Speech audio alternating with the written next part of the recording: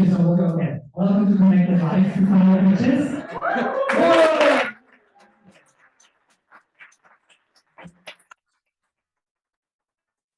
That's much better than the first one. Thank you for that. So, connected life. Everything is connected. I'm connected through my cell phone. My fridge is connected to the internet as well. So is my car. So is the factory. So is my bank services. Everyone. AI, 5G, blockchain makes our lives easier because of the internet. And that is a fact of life. It's neither good nor bad. It is just how we live our lives today. And once we accept that, we can put those connectivity technologies to good use to solve some previously unsolvable problems. And that was the idea that underlines the creation of this class, Connected Life. How might we use connectivity technologies to solve some, to improve lives? And with me here is Manan, who's been my course coordinator. So this was a teamwork.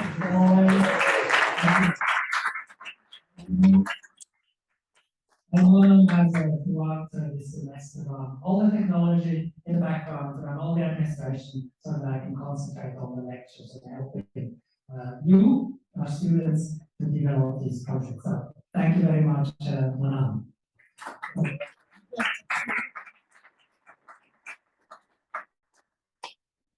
So with this, we have that's a program for this afternoon. So we will first have 3 pitches, then we'll take a 5-minute break, and then we'll have another 3 pitches, and then our jury will take their deliberations and then come back and award these amazing prizes, yes. 24-karat gold, of course, to our winners, the second and the public choice winner, which will be selected by their peers. So you students will choose who is your favorite startup. And the students also have the opportunity to vote for an MVP, the most valued player in each of the teams, and there we have awards ready for them as well.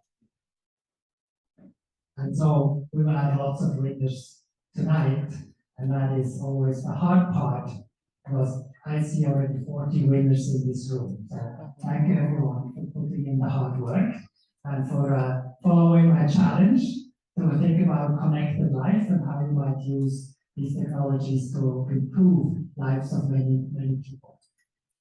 With me judging today, who will be the winner and the second place winner, are 2 more judges. So thank you very much, Andrew Harrison.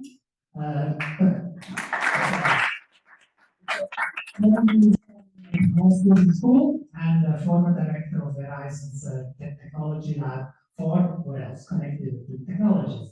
He's been here the first lecture, he's seen our students at their midterms, and he's also doing as the honors to be the final judge as well. So you have seen the entire evolution. Thanks for coming in. Thank you. Next is Michael Sauter. Michael runs is a countryman of mine from Switzerland. He runs a Center for Digitalization and Innovation in Bern, Switzerland, and a venture fund. So who knows? I think there's some projects here that might need some venture money. He's our man, and thank you, Michael. He's himself a serial entrepreneur, very successful, and in the last 5 years built an amazing innovation center in the city of Bern. So thank you.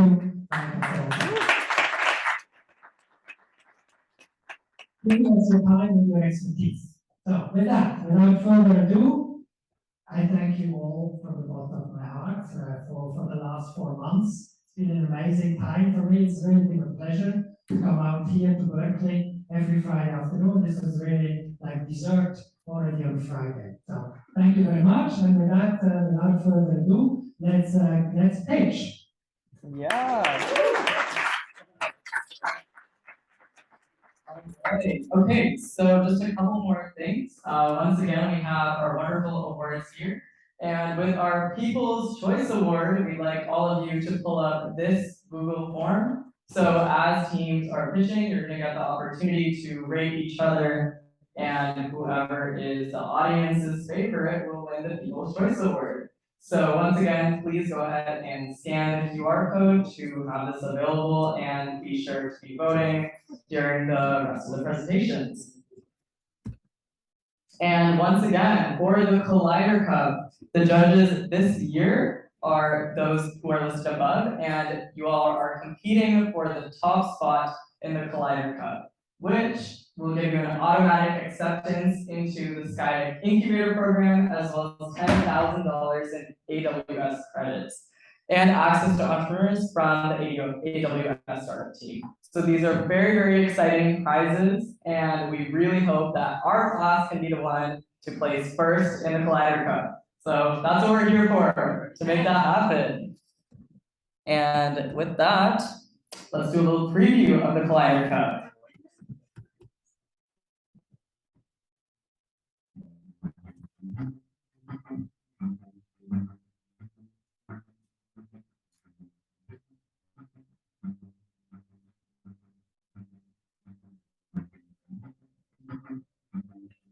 The core value of being in a program like this is to meet your future co-members. I think now things are getting more and more sophisticated, and solutions have to become more sophisticated. Problems are getting more and more complex. It's going to require more of this colliding between different types of skills, different kinds of backgrounds, and this is why we call our center an innovation collider. It's not enough to just intellectually know something is true. You have to have an environment in which that values it, but also pushes you a bit. The Collider Cup that we put on every semester is a celebration of all of these collisions. And you only see the top, I would say the most progressed projects that come out of the classes, but there are dozens more in each class of these collisions that result in, potential startups. I would encourage everyone, every student who is seeing this video, is actually able to get out and do some changes to the world. And you can do it because it's meaningful. What you're doing is meaningful. And do not be afraid. Never give up. Continue working on it. And you can change the world. And let's change the world together. We're very meaningful.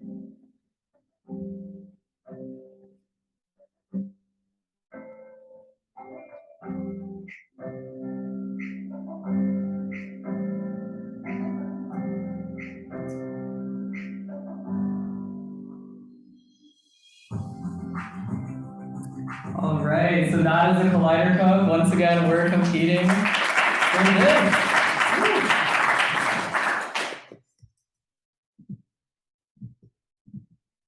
Perfect. So with that, these are the pitch details and the order. So once again, it's going to be a maximum of a 3-minute pitch. Next, we're going to be doing 5 minutes of judge deliberation. So the way that's going to work is we have our wonderful judges panel seated up at the front, and they're going to get the opportunity to ask all of you guys questions about your project, given that we want to run this in the style of the Collider Cup. So as a result, they will be judging you mainly based off of the component that you presented in the final pitch. And then next, we have our 4 minutes allocated for the extended demo. So once again, the timer will be on an iPad up at the front here, so you're going to be able to see the time right here, and that should help you keep you on track. After that, we're going to do 3 minutes of class Q&A. So all of you guys are going to open the floor to anyone who wants to ask questions to the startup team in the front, as well as any additional class feedback or positive feedback, negative feedback, constructive criticism. That would be great for teams to have during that 3-minute period. After that, we'd like to have a couple students from your team based on the reflections that you guys have written. We're going to be having 2 minutes where you'll get the opportunity to just have the floor. It can be a little bit more casual, but you can kind of talk about how is your experience here and your experience as developing as an entrepreneur throughout the semester. And after that, we're going to be having our team picture. For that, I'd like to welcome Alice, our VP of Photography. Welcome. Thank you for being here. Also part of the photographers at Berkeley Club, so we are very appreciated to have your presence here and taking pictures for all of us today. Hopefully we got some really great LinkedIn shots as well. After that, there's going to be a little bit of buffer time to queue up the next presentation, and once again, this is our order.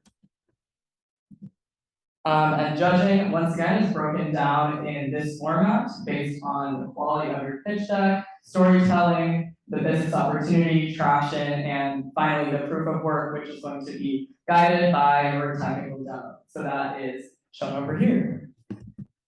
And with that, let the final pitches begin. First team. All right, and our first team is ePlan for Connected Factory. You have the stage. You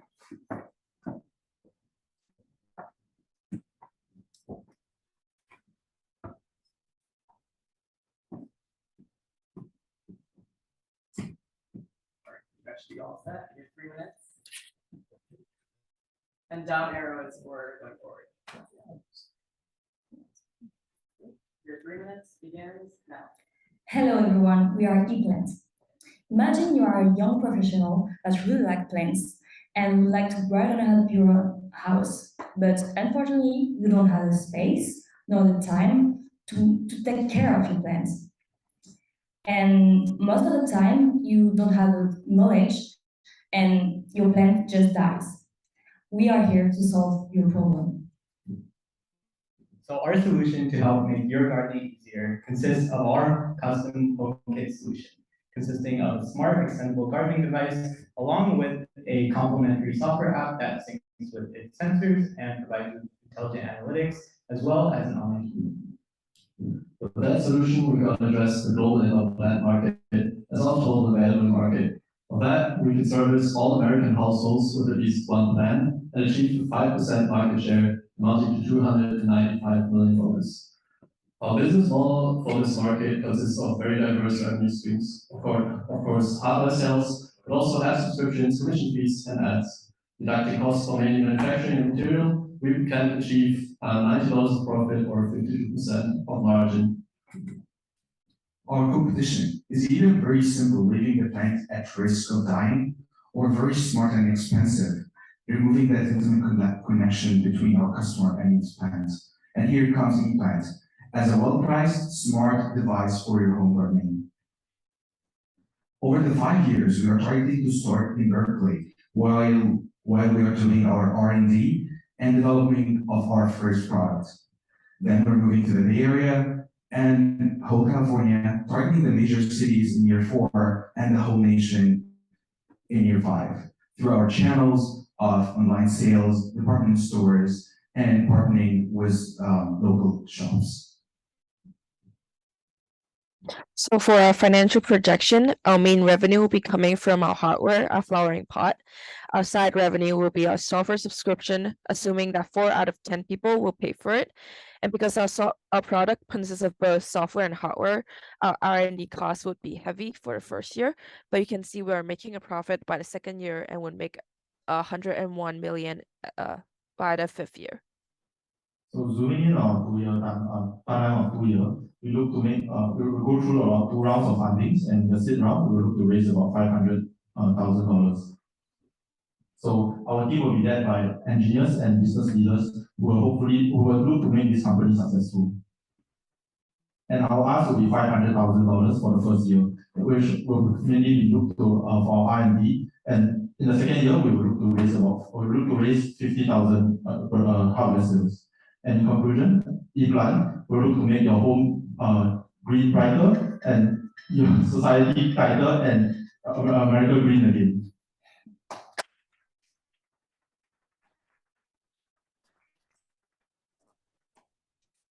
Fantastic job. So now we have the judges 5 minutes of an opportunity to go ahead and ask them questions.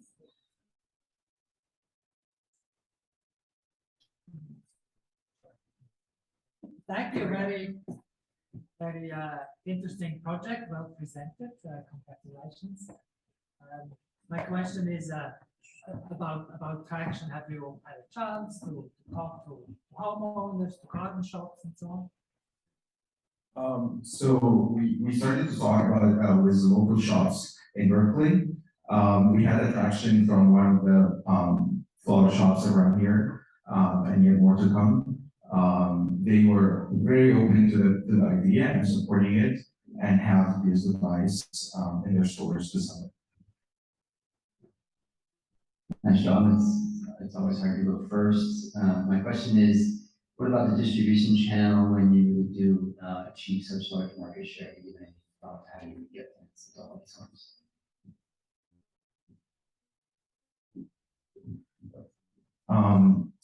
For the distribution channels, we were starting at Berkeley and the Bay Area for first year. Our main sales are coming from the online platform and the partnership with local shops. As you know, if you want to target very department stores, you need to have proven sales. So we're trying to prove these sales through online and these partnerships, and then moving to use their logistics to handle delivering and shipping. Thank you very much for your presentation. Can you give more details about your business model? Of course, basically, as presented, the business model consists of 4 pillars, so to say. The biggest part is certainly the hardware sale. It's still a hardware product, and we believe we make the biggest margin with that. But the app subscriptions also play a big part. This is calculated on the basis of assuming that each customer will, in average, each customer that uses the app will use it for about 3 years, and 4 out of 10 will use the app. In addition to that, the commission fees are based on product sales that we can make through the app by using all our sensor data to give individual recommendations on plant products that can then be bought. So we can also get a commission with that, and of course, also have ads on the app if we do not have the premium subscription to gain more revenue.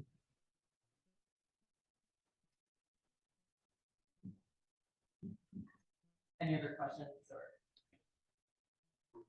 I'm curious. We'll see the MVP that you built, and maybe I have more questions there.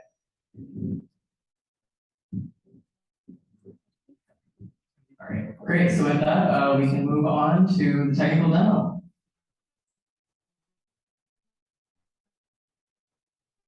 Let's see your 4-minute timer. Starts now.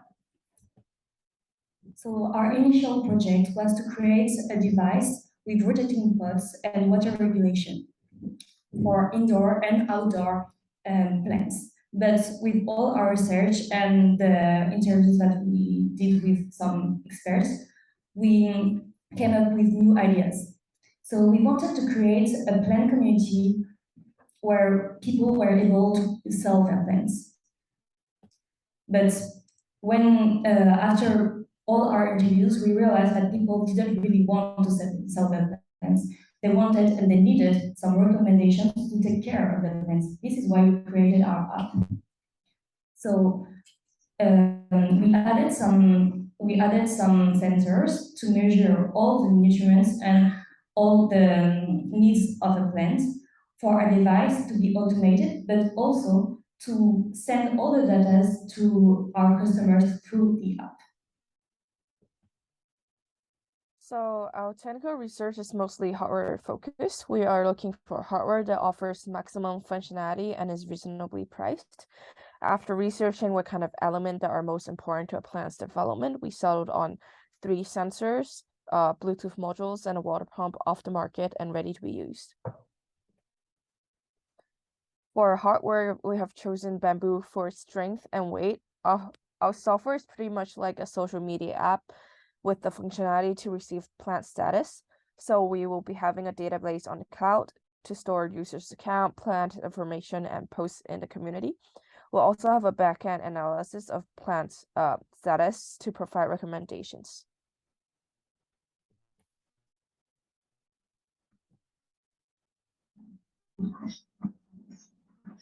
Each technical prototype consists of a basis and several modules. The basis contains all water necessary for plants. It is connected with hollow poles that contain pipes to each carrier object, which is this object here. This object then has a channel in its middle that lets water flow through these irrigation systems here. It has a sensor in the middle that can detect light and the soil status. On top of that, a which is not depicted in this prototype. Because the prototype is meant to be scalable, these hollow bars can also be extended in this way. For example, this is the same prototype but with 3 modules, so they can be stacked on top of each other and can easily be taken out and put back in, depending on how many plants the owner wants to use. With the ePlan device, and first the user will be able to log in or register, and then sync how many other modules are being used on their devices. And then for each module that's being used, the user will be able to see relevant statistics for the sensors and things like connectivity, temperature, water level, etc. And then this is just an overview page of the modules being used, on the log of any notifications that are gotten from the sensors, which are critical, and finally any settings if the user wants to adjust connectivity, light, or plant device settings, or sync settings. And then there's a community page where other ePlan users will be able to post and interact with each other. And finally, on our help and support page, we'll be having options by premium for more customer support analytics, as well as troubleshooting common issues, and if needed, ability to contact us. Thank you.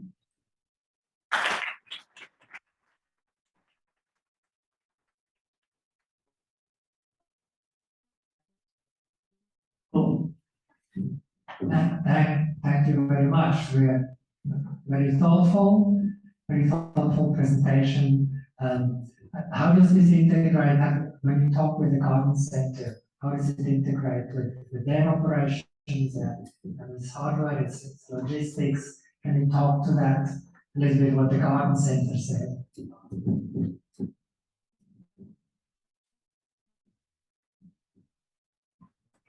So when we talked to the Garden Center here in Berkeley, they were open to have the product in on the shelves. We are trying to use local shipping for assembly. It's pretty much like you can assemble everything, assemble it because we're using bamboo. So it's an easy, light material, durable as well, and it gives that sense of art that you are making, and it helps in creating that connection between our customer and its plant as a hobby and as a relationship as well. Yeah, so I think the vertical aspects to the design are really compelling. It's staying smaller and smaller, so you have to take advantage of it. Great. In terms of application, the front end is wonderful. Can you give some insight into the back end in terms of how ready you are there to collect the data from massively distributed amount of plants? Yeah, for sure. So our sensors will be constantly sending data that they collect to the cloud, and the users will constantly get a real-time update of all of the health statistics of their plant. And then we also send them immediate notifications if there's some critical issues such as low water or soil health is very low. And the users also have an option to purchase premium for more intelligent analytics, which will be running machine learning algorithms on our backend to provide recommendations on like what their watering schedule should look like optimally to minimize their water usage. And they can also get custom support based on their individual plants and how to take care of that with our analytics as well. You mentioned there's a competition outside. What's the big difference? The big difference here is our competition, as I said, either very simple bot that tells you when to water your plant or not, or tells you like what's the level of humidity of the soil without any connection to mobile app or that aspect of community that we are creating with the app, or it's very smart that it does everything for you. One of our competition is a cannabis growing company. They were targeting to start as any plant, but they didn't find attractions because they wanted to grow vegetables and stuff like that. But they find attraction in cannabis. And the whole thing is automated. You don't touch it. So it's not that hobby, and there's not that connection between you and your plant and growing up something. You just pretty much have an extra machine that works for itself in your bedroom. Here comes ePlant. We're different. We're giving you that chance to disconnect from everything and connect with your with the nature in a chaos city.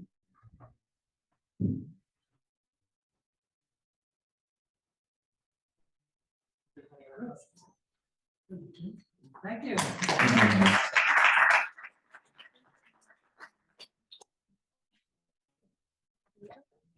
Alright, fantastic. And now for our small reflection for 2 minutes. You guys have the stage to talk about your experience. And go for it. So from the start, our team was actually focusing more on the factory aspect. We were looking to solve issues that factory workers face because we started off as a connected factory. We were looking to solve supply chain issues and all that, but we realized that we had troubles getting to interview factory workers and because they were too busy to actually interact with students from Berkeley. So in there we kind of pivoted more towards gardening aspect because most of us are students and all of us are students, and we kind of realized that we have issues with our dorms being a bit too dull and all that. So we settled on this idea of making our dorms brighter and greener. So when we came into this idea, we actually have to go through all the issues that we have, like why do we want plants in our home and what are the troubles that we face. And we realized that through the lessons that we have went through, we have to go out and interview to see if our target audience actually face the same issue as us, and whether other students face the same issue as us. And through all this experience, we actually learned a lot more on how to run a startup, how we should take care of the business aspect of financial protection, and what's our target, and how we should go about doing our prototyping. And yeah, I think that helped us to grow a lot as entrepreneurs in a sense. Something that stood out for me throughout the journey and for everyone in the team, that we were able to pivot a lot and pivot according to circumstances and factors that we faced. We were targeting to start this the ePlant as a salad maker. You make your own salad. But when we started to do more user interviews, we found out that that's not going to happen. This is not attraction for the users, or at least the users around Berkeley. So we pivoted to something that gives them more that intimate connection that they all want with their plants. So the experience at all was very, very useful for every and each one of us. All right, great job, team. And with that, we can take the team picture. All right, we can cue up your first slide.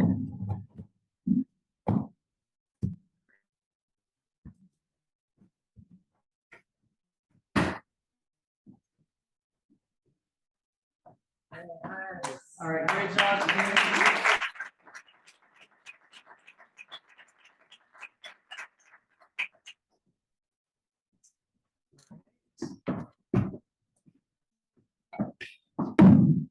That was a fantastic way to kick off our final pitch. And with that, we'd like to welcome our next team, Democracy. Welcome them to the stage. Round of applause.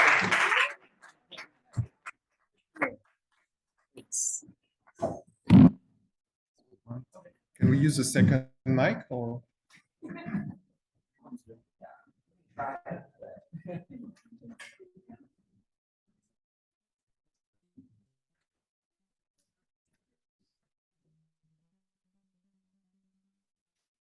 It might be easier to just. Yeah. I'll take this one.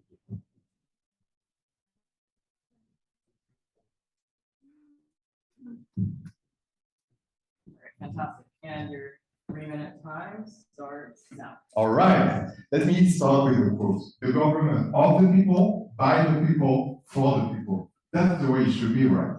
But do you really think that today you're connected to your officials? Do you think that your voice is being heard? Well, we conducted some interviews, actually a lot. And from Mexico, France, and here in the United States, there is the dilemma of, distrust, disengagement, disconnection. So with that in mind, we want to propose a unique solution to solve that problem. And for us, blockchain could be the breakthrough. In fact, we will propose the first civic DAO, decentralized autonomous organization, where people, citizens, could be able to invest their own money and they could be able to support local initiatives in partnerships with their official. In that way, yes, we can connect citizen and democracy. So how it works? Well, first of all, we have some partnerships, as I said, with official, and we will select some social impact projects, and citizens will be able to invest their own money on that. So they will become shareholders of the society. Can you imagine? They will monitor, they will choose, they will invest money, and they will even have a return on their investment. So there's a huge market. As you can see, there's a total of $4.9 billion in the blockchain market, and we want to reach 6% of it. We also compare ourselves with similar companies, and we define they're doing well. However, they're not focusing on the social impact. About the revenue model, we are focusing on 5% commission by every project developed, and we're also having an extra revenue from the tokens. So as you can see, we already have a lot of people following us, like just people like our champions, but also a lot of organizations that are following us in the journey. So this is our traction. And concerning our go-to-market strategy, we want to focus, thanks to the 170 interviews that we had, the Gen Z, using the social media.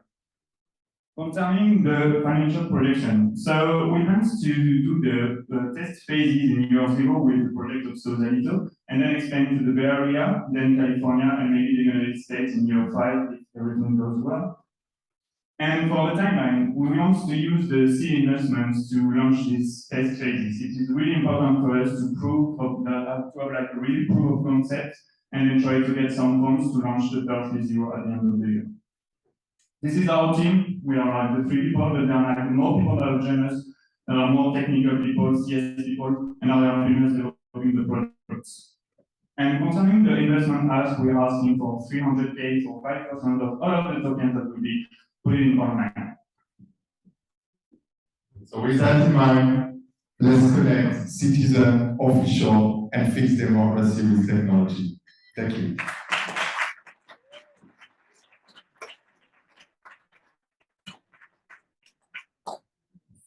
Very nice and on the dot. Fantastic. So I'm user number 1. Sorry? I'm user number 1. Yeah. You will see, you will have the phone to test it. Thank you. So you talk about Sausalito and the mayor. Tell me more about what are you going to do in Sausalito? Yes, so we said we had a champion. That means for our solution, we want to propose the first local initiative in partnership with the mayor of Sausalito. She is really involved with us, so we have understood like the main concern of her is like about climate change and sea level rise. So this is one initiative we want to propose in our app to finance this kind of project. And for the timeline, we propose that with the next year, like the beginning of 2023, we'll have an MVP to test with her, as well as the California Office of Data and Innovation that is able to challenge our prototype. And this is the way we think about launching it through California as well. Yeah, so in general, I think the tech is right. So, citizens that don't trust the authority to be able to track what they have to say throughout the chain is spot on. So congratulations to that. I question the business model. So, the coin will fluctuate itself. So how do citizens protect themselves from inflation, deflation, and the value of the macro for what it is that they're protecting? So just we'll go back to that slide here. So first, there is something interesting that the competition is not doing what we are doing, is that we want to propose one vote token for every citizen without a value. And then the investment they are doing is like a separate thing. So on our app, you will be able to cast one vote. However, the value of that vote will depend on the amount you invested. So that's a way we can keep with stablecoin. Yeah, and just in a more technical side, to begin with the first investment from the third IPO, etc., we want to create smart contracts that protect the people of selling the token too quickly. So maybe they will keep the token during maybe 6 months or a year, so they will not going to try to sell it just to gain money, but really to be invested in the project. And so hopefully maybe the people that are doing that, like the Moon Boy, will not invest in good projects in order to get it back quickly. So we try to avoid this type of investments and maybe possibilities. Yeah.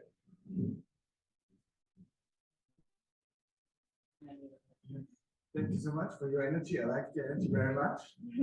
So it's just a US thing, or would you think also to expand it to Europe or other countries? In Mexico as well. Mexico as well. Yeah. We talk about corruption and all this stuff. I think that every country is concerned by our issue.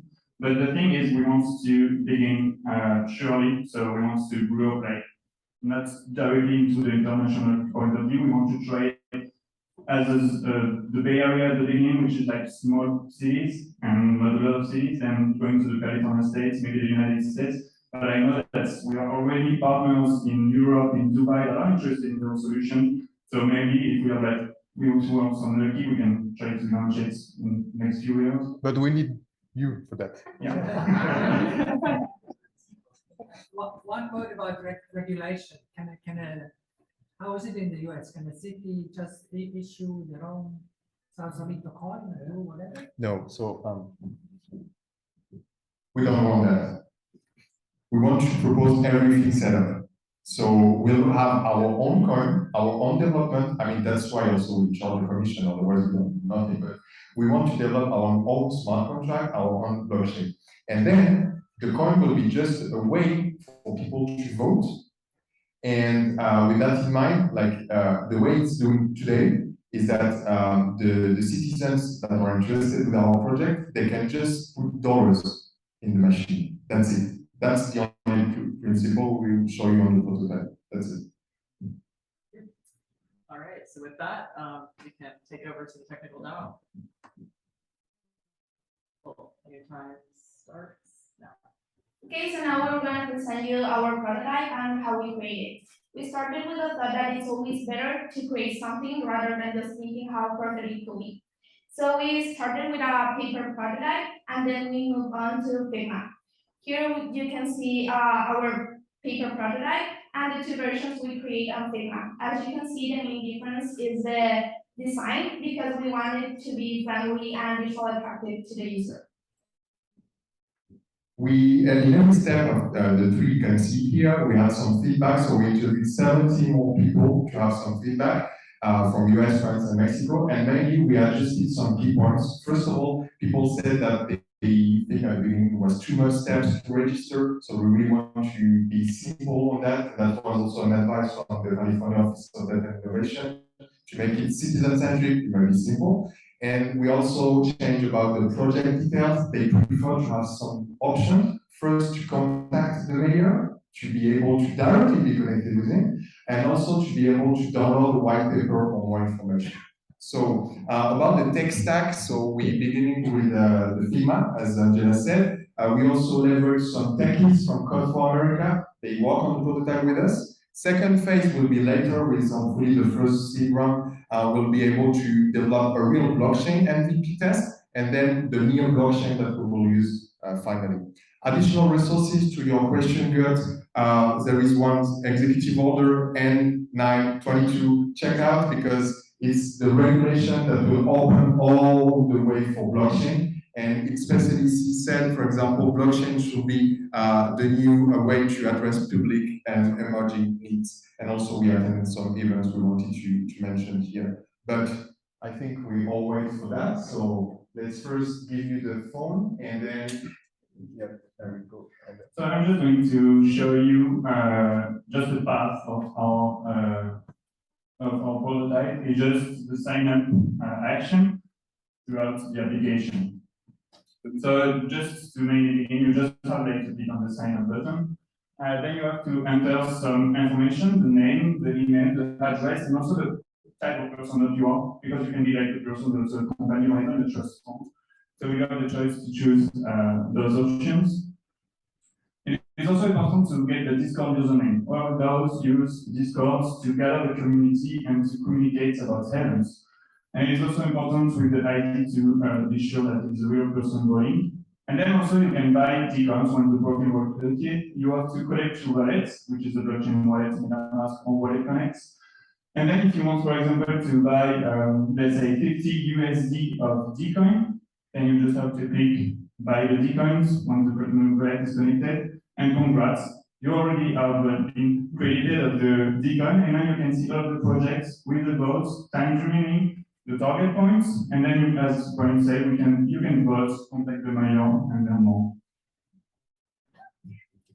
Last word, so 30 seconds to just say thank you to the team first, because it was an amazing journey, and the prototype, all you see here was a lot of work, days and nights, and you can also scan this QR code. It's our first social media for now on LinkedIn. We already have some followers, and we'll continue with Twitter and Discord. And just to give you a highlight that this is really a project where we are working a lot outside class, and we hope that hopefully we can represent the class to the Colloide Cup and to have more guidance as well from Skytech. This is really what we need today. So again, thank you so much. Thanks.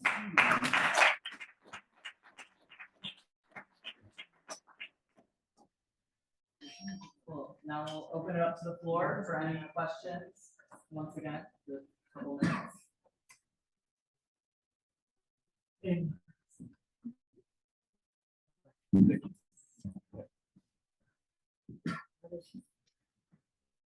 Yeah, congratulations, and I'm happy. I mean, you're our three musketeers. You're the smallest team of all. The two of you are could-be musketeers. but congratulations. I know we had the conversation, and thank you for. You told me no, you want to go through with your idea, and you have. So congratulations. You really have my admiration for that. And I do feel the passions of you are here correctly. You're serious about this, and you would like to support the money. Are we serious? Yeah. and I do know this is probably one of the more out there projects, but it's really a big big ambitious hairy goal, and those are the ones that we run these classes for. That's really all I can say. Thank you so much. There'll be lots of work to actually make this happen and build this, but you seem on the way to find a customer and find the code for a lot of folks. Thank you. Thank you. Thanks.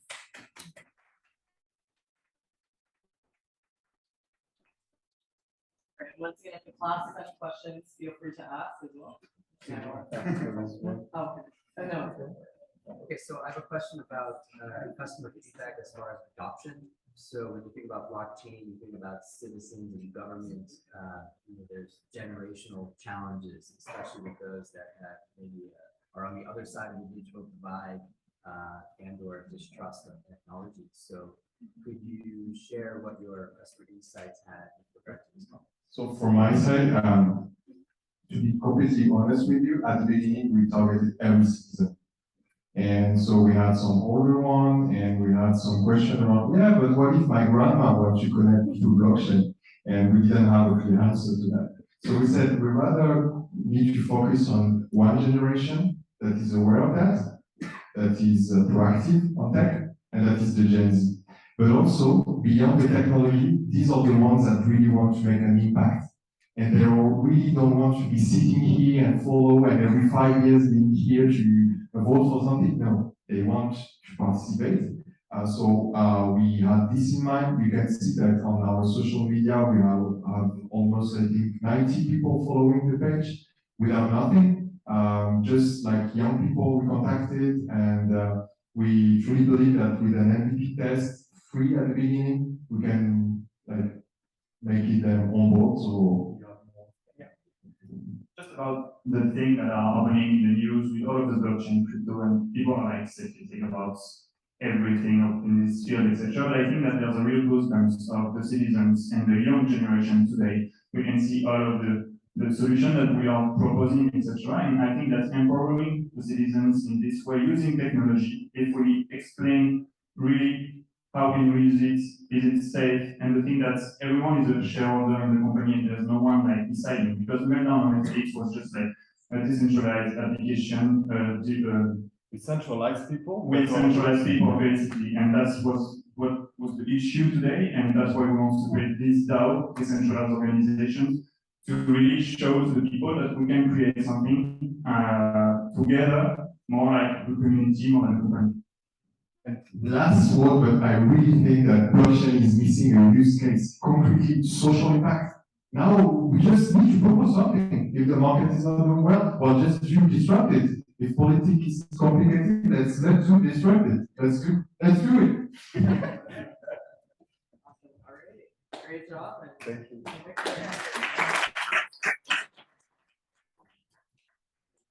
And Monsieur Macron, he's here. Yeah, he's in with yellow vest, so.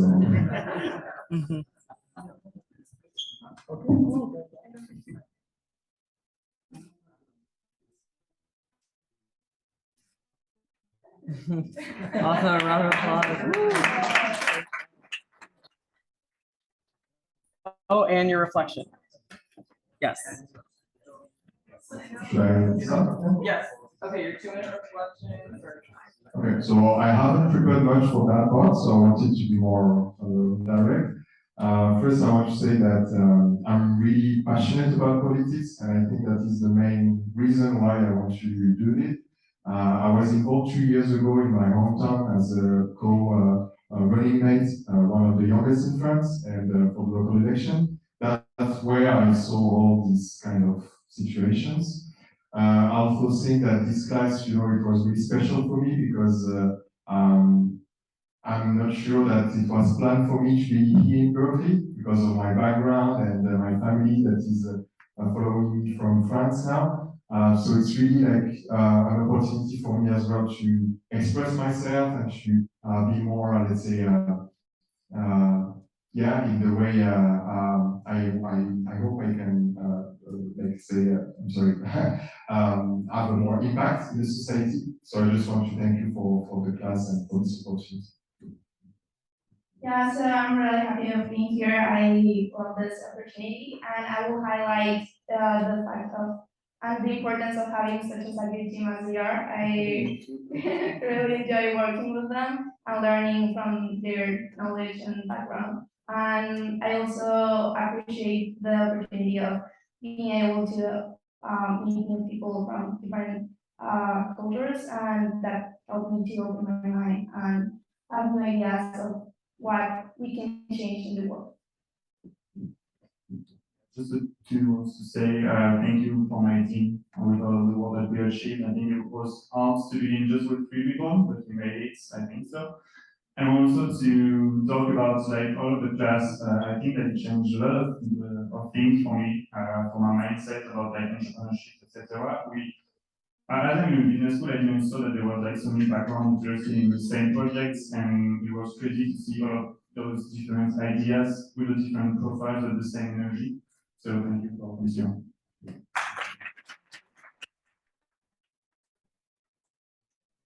Guys. I'm sorry for the slide. No, it's all good. Fantastic. And with that, we'd like to welcome Physio Plus to the stage. Can I 3, 2, 1, you to start us off? Sure. Amazing. I will take it for it. Beautiful. Hello. How's everyone doing? Great. Beautiful. Everyone can hear me? We good? We good? Okay. One more time. In the words of Patrick Starr, let us shout. Okay, we ready? 3, 2, 1. This past semester, we conducted over 70 interviews, and one interview that stuck out to us a lot was from an athlete named Bjorn. During the interview, he told us, I didn't have a car, I didn't have insurance, and I had no way to get to physical therapy, and I had to stop going to physical therapy. Today, he has a pain in the back of his neck that's been lingering for over a year. And so we're gonna present a solution that's gonna solve this pain point. So in response to these pain points, we've come up with the concept of a telehealth and data dashboard that is customizable with different features that will allow for double the time PTs can spend with patients.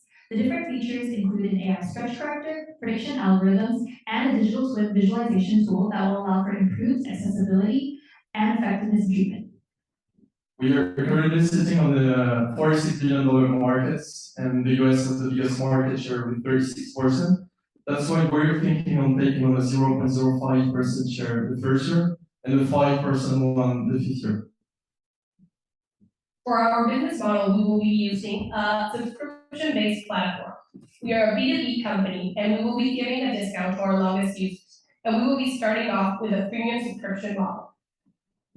We'll head to market by targeting athletes and high-performance training camps, and we'll use our web platform as a channel to distribute our features, planning to launch by 2023. And for competition, we have two competitive advantages. The first one would be corrections technologies, and the second one would be the therapist and athlete relationship. And we are very confident in our product because we created two products, especially for the athletes, which is a digital twin correctness and also the customized dashboard that we confident that we are the first and only one that we will capture this huge amount of market right now. Now about the numbers, since our market is booming, we're planning to go break even as of the second year. And as of the second year again, we're planning to have a churn rate below 5%. And that's why we're thinking to reach a net revenue of $72 million by 2020. We're a diverse team who recognizes the importance of health and expertise as athletes ourselves. We plan to follow the goal outlined in this timeline. We've already developed a prototype, run 10 field tests with athletes, and are seeing extremely positive results with users claiming that technology was useful and could see themselves really using it. Our next goal is to finalize our product and get more users, and then to continue to build more revenue and partnerships. We are asking for $100K in investment to hire employees, release the data, and complete our product. And ultimately, when you're investing in our team, you're not only investing in us, but in our vision for high quality and accessible healthcare for everyone. Companies like Panther Tech and Ashmura LLC, a little expand on my own, have already joined us in this mission. So if this is something you believe in, we look forward to working with you. Thank you for your time.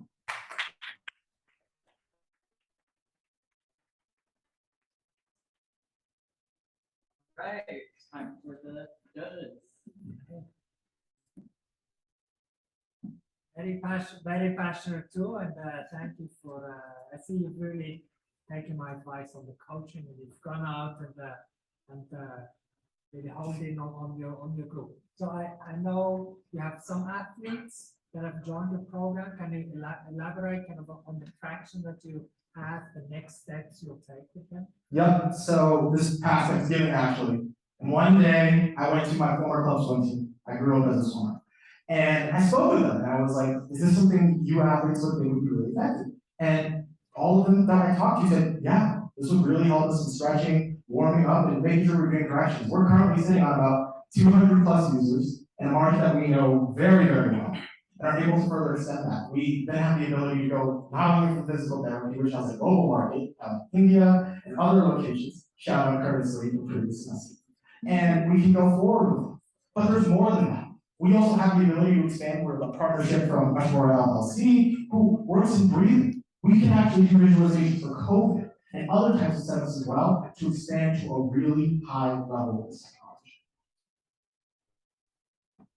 Yeah, nice job simplifying your vision over the last 6 weeks, I guess, since we last saw it. My question is about the supplier of the stretching or of the physical activity. So we have a quote from about the users, the end users, the swimmers. Welcome back to Physio Plus. Let's go. There we go. Sorry about that. Could you please express what the supply side of those providers looks like from a market perspective?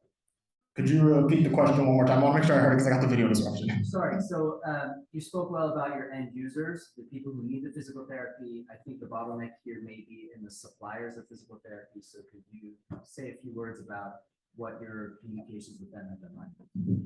So if I understand correctly, what you're asking a little bit about also the side of the physiotherapist. Yeah, in a way? exactly. Okay. So throughout a few weeks ago, I was able to go to a convention in Las Vegas. It was the biggest innovation tech health convention. And there I had the opportunity to speak actually with several of the competitors that appeared in the screen. And while I was talking to them, one of the things that came up was, how they felt this experience with with tech and being directly with with a patient online. And actually, we put up a quote there saying that she actually joined physiotherapy because she wanted more connection with people and was afraid of this. But actually, when she started using it, she had even more connection with her patients because in a way she could receive feedback from what they were doing, and at that moment send a little message like, hey, I saw you didn't do your exercise, are you doing okay? How is it working? I see that you did this wrong, etc. No, and this is what we're offering, but with more extensions and more plugins in our products. One of the biggest problems physios has that the patients are saying they're doing their exercise, but in fact they're not doing it. This is one of the biggest problems. What do you think will be the biggest challenge for your project?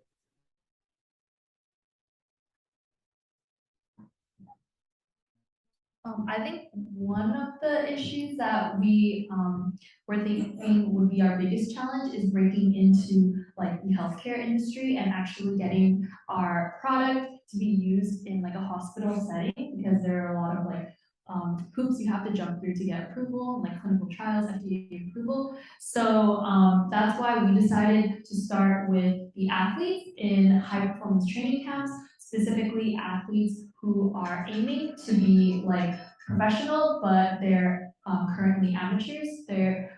So professionals usually have access to the most advanced technology because they have the resources to, but you see that in a lot of high performance training camps, amateur athletes, they want to have access to these technologies, but they don't at the moment because they don't have the resources. So that is our first initial target. So we can get these reliable test sources and then kind of transition and break into like the healthcare industry. I think John might have some more to say. Yeah, to add on to that, that was beautiful, Aaron. But I think on top of that, the athletics is really why we wanted to break in there, because Medicare in America is really hard to get into. My mom is an insurance agent. I cannot tell you how many times I've heard her screaming at insurance companies.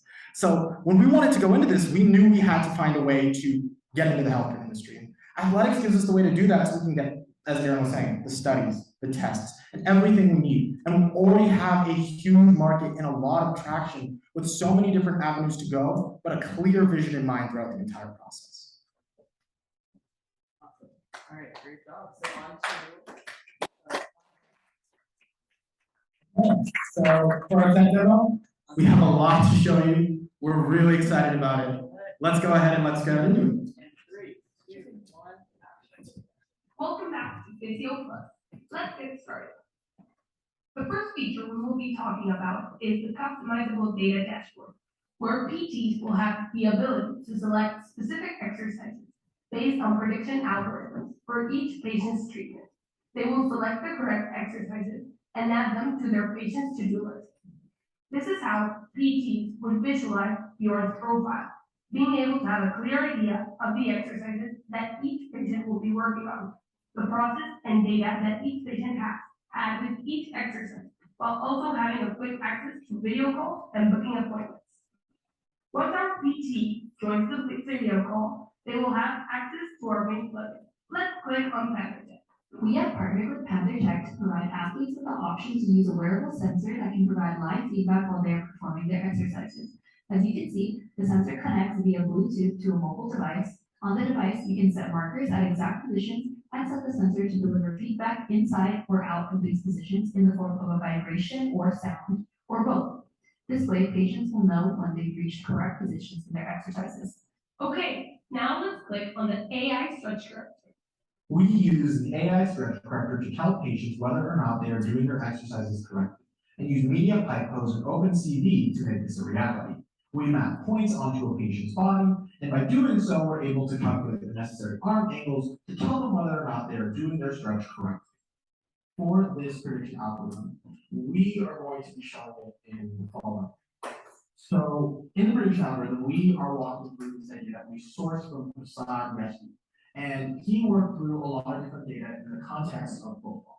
For a quick walkthrough, we use a lot of different formats of Python code to design and build confusion matrices and decision algorithms based off of things like whether or not there was rain, whether or not somebody was using a slick field or something like that, and are able to calculate with 96% accuracy whether or not an athlete is likely to get injured while they are playing a game. So, for example, we walk through this confusion matrix and we're able to calculate a lot of different values like precision and recall, and using all of this. Welcome back to Video Club. Let's get started. I can quickly continue from where I was. I'll take the baton from me. So we use RLC codes and other setups in order to help us with the overall validation that we're going to be working with. It helps us to maintain valid accuracy. We make this a reality with decision trees and confusion matrices. So next, one thing you're probably wondering, where's the digital twin? So we decided to add that in here. So initially, this was what we wanted to do, but we were talking to PTs and they said, we don't want it for our game. And we were like, okay, maybe we don't use this, but we kept interviewing. And we talked to athletes, and what they said is, this is really impactful because I can understand what's going on inside my body and have the education to know what I'm doing is working. Oftentimes people lose motivation because they don't know what's working. So having this provides them with that capability. We'll be able to help to visualize injuries, use augmented reality and OpenSea to make this a reality. So next we added an AI structure, and a lot of companies have this, but we felt this was essential. Because talking with physical therapists, we knew we needed to provide a way to give these different formats of corrections. And as you can see, there's a GIF. If you want the code, I can show it to you at a later point. And then we have the customizable data dashboard. So this was the idea that we thought we could bring together all of our features into one easy-to-use place. We provide the service of creating this dashboard and hosting the web platform, and PTs can design exactly how they want the dashboard to look by picking whichever features they want to be included. And then we have the injury prediction algorithms that will offer suggestions for the most optimal stretches. And then finally, we have the Panther Tech partnership that will provide an optional component for our users that will give them physical feedback in the form of vibration and sound. Thank you.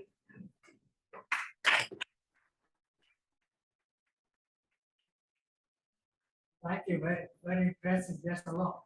And so my question is, there's a lot, but there also seem to be a lot of components that you are putting together, components made by others. So what is your core? What's your secret sauce? And how are you, what's your IP? The digital twin.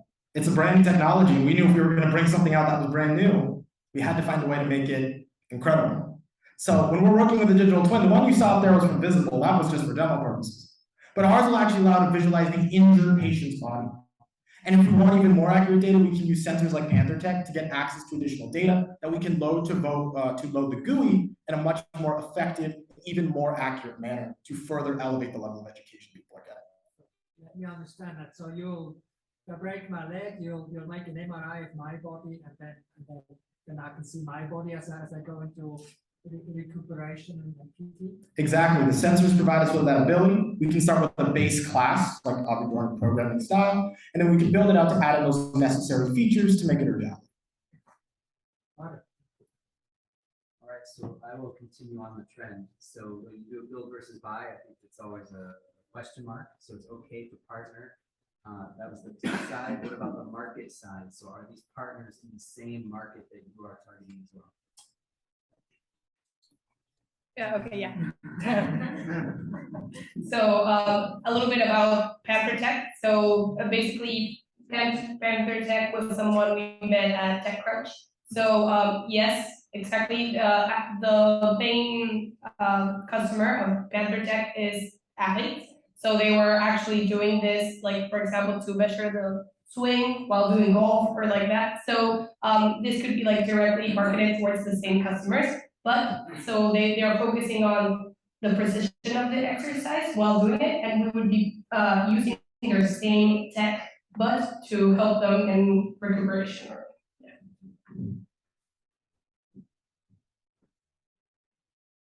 there any other questions? All right, well then, I guess if we have the time, I want to say thank you to all you guys.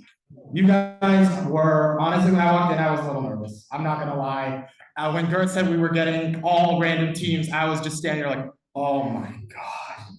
And I just remember walking in and being nervous, but we sat down together, and I think what made us successful is that we listened to each other and we trust each other. I think if I were to go on my reflection, starting a little early, what I would say is in business, it's not really the product or the money or any of that makes it reality. It's the team and the people you work with. It's that you think win-win. It's that you listen to each other before trying to be understood, and that you synergize to make this a reality. We went through a lot of different steps, meeting so many times outside of class and working with so many other people, but it was really just amazing. And also, thank you to everybody here. Every time I came into class, I cannot tell you, I whispered to one of them, I was like, oh my God, we need to step up our game. Because every time we were here, we knew we had to bring it to another level, just to keep up with everybody here. So I guess if I reflect on the class, it's the people. That's what makes it successful. And I believe we can go toe to toe with anybody in the country. Yeah, so thanks, Dutton. Also, I'm really grateful for our team too. I had a really good time this semester. So I actually had no entrepreneurial background before coming into this. I had no idea what I was going to get into. I was like, oh my God, you have to apply this class. Like, they're like, oh, what entrepreneurial background? And I just kind of like, I had a little something that I had done before. I was like, okay, maybe that. But anyways, I came into this and I want to thank everyone for being here. And like, I had a very good time. I learned so much. I definitely think that this is something that opened up my eyes, something like this. And I think Angela said this before in a previous reflection, but it's been really great getting to know people from all these different cultures and see all these different ideas. Yeah, I had a really good time with you guys as well. And for me, as an exchange student, I think it's a good chance and good like opportunities for like working in a diverse group of like people and also like diverse like cultural. And as my background, I'm doing some like healthcare and health and wellness business back in Thailand. So it's a good chance for us to have a connections and also like doing the real business that could be like the real startup and could be like in the Collider Cup finally. So I think this class like helped me a lot and also like sustain our like opportunities and like meet very good people and new people, especially for London and here also for thank you for giving me this like worthwhile like opportunities, right? Yeah, I'll move the same over. Thank you guys first. In person, it's more like a general reflection on entrepreneurship because as we start the entrepreneurship journey, we tend to gather with people from the same background, from the same age. And actually it's important to like gather some people from different backgrounds to make a company grow and to reach an IPO, for example. And I think like this class in our group was a perfect example of that question in entrepreneurship. I still have time. Yeah, go. Yeah, I'm very happy to be here, and I really like my team, and I always have passion in health tech, so it's really glad to see the products being built, and like when I get the partnership with Panther Tech, I was really happy because I never see that happening. So yeah, it's just like a pleasure to do this project with everyone. Yeah, thank you so much.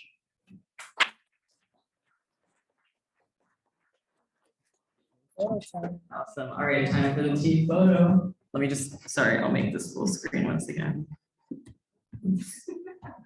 Okay. Go over.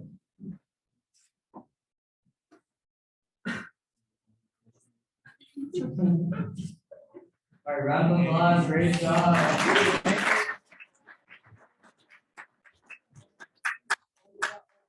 One more thing. You want to see the Yes. Well, great job for the first three teams. You all did absolutely fantastic. So what a way to kick off our final pitch. So with that, we're going to take a 5-minute stretch break, get some air, move around, and we'll be back in 5 minutes. All right. So with that, we are entering our second half of our final pitch, demo day. So with that, I'd like to turn it over to Connected Work. We light up here. Awesome. And then just down. Just down. Oh, okay. Thank you. Perfect. And just another reminder, make sure you're also doing our mobile voting. Great to determine our people's choice. All right, and with that, your 3-minute pitch starts in 3, 2, 1, action. Here at United States Restaurants, moments of health for people. We're all facing the same issue, severe staffing shortages. We track using hiring agencies and websites. And then when it's so important that Eric regressed all the way back to Craigslist. Their story is the same as those we've heard for over 50 stakeholder interviews with hotel general managers, restaurant owners, the hospitality programs in Berkeley and the Greater Bay Area. So I don't know what happens when Eric uses work. Well, he posts the job criteria, his time availability, and he finds still flexible workers that he needs. After a few weeks into Workabee, Eric will start to make their partners with the operation, because that's what Workabee is. We're the first platform that allows businesses to operate strategically using skilled, flexible workers. Samir Gagan, Silicon Valley startup coach and partner owner of 15 Hotel, recognized that we are solving the biggest problem in hospitality and invited us to his hospitality accelerator, Technique is going to be in January of 2023. Right now, the pandemic-induced labor shortage has 2 jobs available for every worker, and businesses are not able to meet demand. We have to rethink how we value flexible workers and how businesses do it. The hospitality industry is affected the most, and that's where Workabee is launching. Temp agencies are the industry's current solution, and they don't even see their workers. Our pre-screening, our referral program, and our recruiting program rises up the value chain so that we can get the best workers and businesses paired together like no platform's been able to do. We're bringing something to the industry that doesn't exist: trust. Workers don't trust job postings. Businesses don't trust flexible workers, and no one trusts the labor platform. I mean, people can do a lot more than just drive cars and then work. Workabee creates workers with AI-generated packages, gamified assessment tests, and performance simulations. But we'll also screen employers with credit checks, labor component checks, and the professional references just to make sure on-time training, safe working environments, and the professional training of our workers. The pandemic caused dramatic revolution in hospitality industry, and this is our opportunity. We will be back in hospitality industry and have an idea of behind ourselves. And that difference is why I want to never realize. We have 3 revenue streams: subscription for businesses, payroll transaction fees, and our platform is free for workers, but we pay a 3% fee if you want same-day pay. Workabee is launching in Berkeley and expanding to Oakland and San Francisco, as well as partnerships with traveling organizations such as Visit Berkeley, Visit Oakland, and the Hotel Association of San Francisco. Right now, Workabee is ready to launch its MVP, we'll be placing our first worker as early as today. Following the strategy, Max, we partner with travel organizations, hospitality schools to build worker pools. But we're most excited about 2023 and entering the Technique Infinite Accelerator. Workabee prioritizes trust, but we don't have any competition because the industries have already evolved. We aim to reach 100 million by rating success from San Francisco all the way to Las Vegas. Our program matches students and 2 rated template stars covers X and Workabee. Since our next step is to secure PC funding and to enter into an accelerator. We're asking for $260,000 funding for first year. It's easy to build websites, it's easy to build products, but it's hard to build trust. The first company willing to do that hard work become industry leaders, and that company is Workabee. Let's solve the labor crisis and change the way we value flexible workers. Thank you.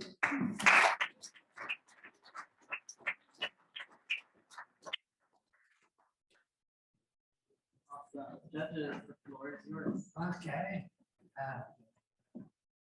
Love the choreography. Very nice. Very nice. Really, you got me into a rhythm. And that's that. Really enjoyed that.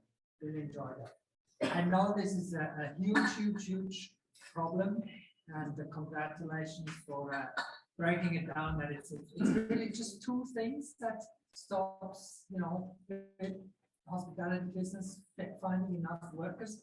Can you tell me a little bit more about who is the competition and why has this not been done? Why is this hard? We're not an original idea.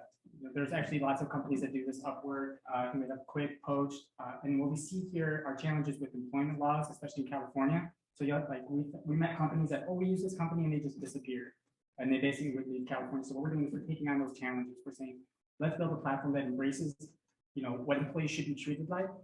It's the harder nut to crack, but we're the team that can do that. And so we're taking things one at a time, with all of our stakeholders, with everybody we meet, and saying, we're not slamming somebody into your business. We're getting to know you, getting to know what you want and what you need. And then when we say that we're ready to have something for you, you will trust that. And it goes on the other side of the platform too, that a worker's going to show up, know that they're going to be treated professionally, know that they're going to be able to make good money, and then be protected like an employee would be.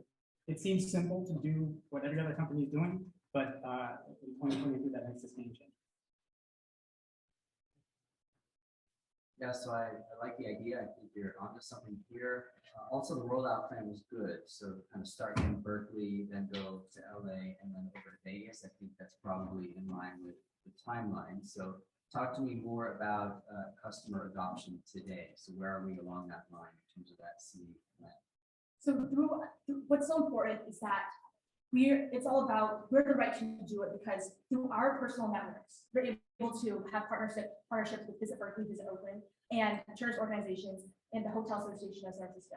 So what we're doing is we're capturing the Berkeley market first. It's not because we're here in Berkeley as students, because of our networks. So what we've built is Visit Berkeley enables us to have access to independent boutique hotels and also casual fine dining restaurants. That's our beachhead market segment. So we're capturing that. And it's all about referrals and references. So Visit Berkeley will be able to, there's a Visit Oakland and Visit San Francisco. So that's how we're going to scale. We also have partnerships with Hotel Association of San Francisco, which has access to all of not only the boutique independent, but also these corporate like Starwood Hospitality Group and Pyramid Global Hospitality Group. And those are where we're going to have access for a white label business model. So that's how we're going to scale. We also have partnerships already with so hospitality schools. So that's the other side of the marketplace is how we find our flexible workers. So we have partnerships with UCSF, Cal State East Bay, talking to program advisors, department chairs, professors, and also CCSF and Contra Costa College and the Cord and Blue Culinary Arts School. Yeah, recycled workers is a big problem in the industry. So, you have that labor pool, and yes, you can get new people, but you're sort of just, it's not getting any larger. So we through the advice of the consultant, that's one of our blue oceans, because that's an additional hiring channel that no one has found yet. And then in 4 years, those students become managers and they go to the other side of our marketplace. Thank you very much for this presentation. I like it very much. How much money do you do? About 1.2 million is 1.2 million is going to get us to where we're profitable at the 100 million mark in 5 years. A lot of it would be a lot of R&D and marketing, and then building a platform. Right now, our pre-screening is our value. The fact that we take our time, and so, but that's literally our time right now. Because we need to build that trust. So we need to get our machine learning going. We'll talk about that in the tech demo how we're integrating. So eventually, the processes that we're doing manual will can be done automatically, and that's going to take a lot of. I think that we can do everything from like video interviews, like some of us have done for applications to the Cal, which is becoming the norm, and then focused question online training. Like we've met with Aloha, which is a POS system creator for most all the restaurants, like #1 in the market. Yeah. We're trying to see if they're willing to work with us to be on our platform, so we can pre-train people to say you have the skills here, but you can't just work the counter while training. But if you get ready on our platform, you'll be able to do that. Yeah, with our partnership with Aloha, we're going to create gamified assessments. Sorry, we did go over time with questions. So be fair. We're gonna move on to your technical demo. All right. So with that, your 4-minute time begins now. Welcome to the Worker Bee Tech demo. First, we'll show you a video of our application. Fabrizio is a restaurateur and he needs someone to fill an evening front of house leadership for the weekend. So he pulls up his phone. He creates a company profile on WorkerBee. Let's take a look at that experience. When you open the app, you'll see 2 options, one for workers and one for one for companies. You'll sign up and follow easy instructions to get to this home screen. We'll be able to post jobs, view workers, and rate past workers. Post a job description, the details including pay, and you'll get in return a list of qualified workers with their ratings and skill sets and availability. On the other side of our platform, we have a worker who works at a casual fine dining poke restaurant over the summer. There's a busy student that finds himself free this weekend and wants to make some spring break cash, but can't work full time. So they create a worker profile on WorkerBee. Let's take a look at that experience. So they sign in with workers, create their profile, and when you go to their home screen, they'll see a list of available jobs they're particularly skilled for, and the ability to rate previous jobs. Take a look at the jobs that's in the van. Looks like they're looking for a waiter job, and you can scroll through based on the job pays and the rating. our worker wants to be an hotel waiter today, so they click on the job, they're able to see the description, able to see details about the company. When the worker completes the shift, Fabrizio is able to rate the worker based on how satisfied he was. On the other hand, the worker is able to rate their employer.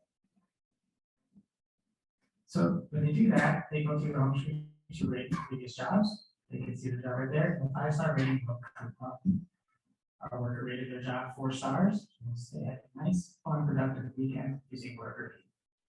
And now it's time for us to get paid for providing Fabrizio with the worker for the. Fabrizio was a restaurateur. For our design process, we primarily use Figma to design our user experience and to map user interface and to map out our user experience. We initially took screenshots of the various other applications that has a two-sided marketplace system, such as Airbnb and Uber, to adapt their payment processing system, filtering system, and also their two-way rating system. During our MVP pilot test, we inputted the job descriptions and we asked our workers to create actual user profiles. And through that, we used it to conduct A/B testing. And we were tackling 2 major problems. One being organizing all the information in our two-sided marketplace so that the exchange of information on user feed is parallel. And then the other problem was figuring out how to store the data in our two-way rating system. We have gone through multiple iterations of our prototype. Our first iteration, we designed core features such that workers can find jobs and hiring managers can post jobs and find workers. In our second iteration, we implemented logos, rating system, and we also implemented some kind of filters for our platform. And for our third and current iteration, we implemented scrolling and implemented real data from our pilot tests. And this is our tech stack. For our front end, we use React and React Native. React for the web and React Native for the mobile application. For the backend, we use Amazon Amplify to store our data, such as the workers' data, jobs data, as well as our rating data. Please join us to solve the labor shortage crisis. Thank you.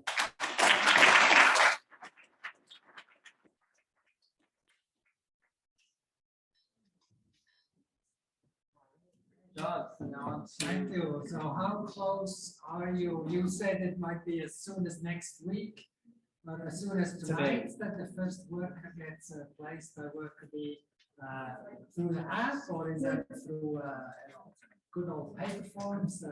How close are you? Yeah, so the paper, we're just found as a paper form, we actually already did, and we have placed multiple workers with restaurants already. And that's what we're saying in our first final pitch.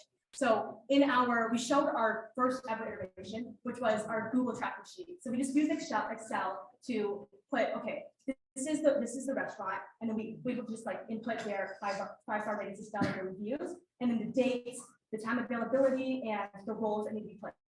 So that was all. That was our first iteration. Everything is manual, and so yeah, we've already placed our first workers and employees. One last question. Payment. Are they paid through Workerbee, or if I'm a restaurant, I continue to pay my worker and then I have to pay Workerbee separately? How does that work? Yeah, so we're adapting the same type of payment processing as other apps and two-sided marketplaces, so like Airbnb. So in the same way, we're going to have our own payment processing system in our app, and those are to conduct transaction fees as well as the same day payment fees for workers. But what about the salary? Yeah, well, yeah, right now, like, we just connect the 8%. So they pay directly there because we're still like, we're not regulatory. Like, we're not a full-on company. Talk to me about the onboarding of an employee a little bit more. So worked in a restaurant for quite a long time, and I know it can be hard to use the interface to actually order the food and understand the busing procedures and sort of all the techniques that are needed. So how are you addressing that one in terms of this sort of fluid working environment? That's relationship based. You know, we make sure that our partners know what we're doing, that we haven't got every single step figured out, and so that they're not going to expect someone that's got their menu memorized, that has their POS memorized, knows where the ramekins are. I've worked in the restaurant industry before, and so what we're looking for right now are people like Eric Wright, who's got 8 restaurants. He likes to have his workers level up. Like, so don't send me a server, send me a busser, and one of my bussers can level up. So we look for those opportunities that we can help. If someone says, it's amazing, I need 10 workers, we wish we could help them, but we can't say yes to that and expect to be the company that we say we're gonna be. So we take our time, and we go business by business, but we look for some standards, professionalism in hospitality is consistency. It's the attitude, that urgency that you can have, the ability to keep whatever you're feeling in the back of the house and not the front of the house. And as long as we, that's how we're building our relationship with the businesses, because they need to see that we understand that. And we're asking the right questions and offering the right solutions. So we're testing soft skills and hard skills, and talking about pre-screening, the fact that in order to even create a profile, you have to go through pre-screening. So that's all the reason why these companies that are already existing have only our stakeholder areas has said we've used them once and never used them again. It's because of that hard process. Like, how do you get them, how do you get these businesses to trust, and then the other side of the marketplace as well?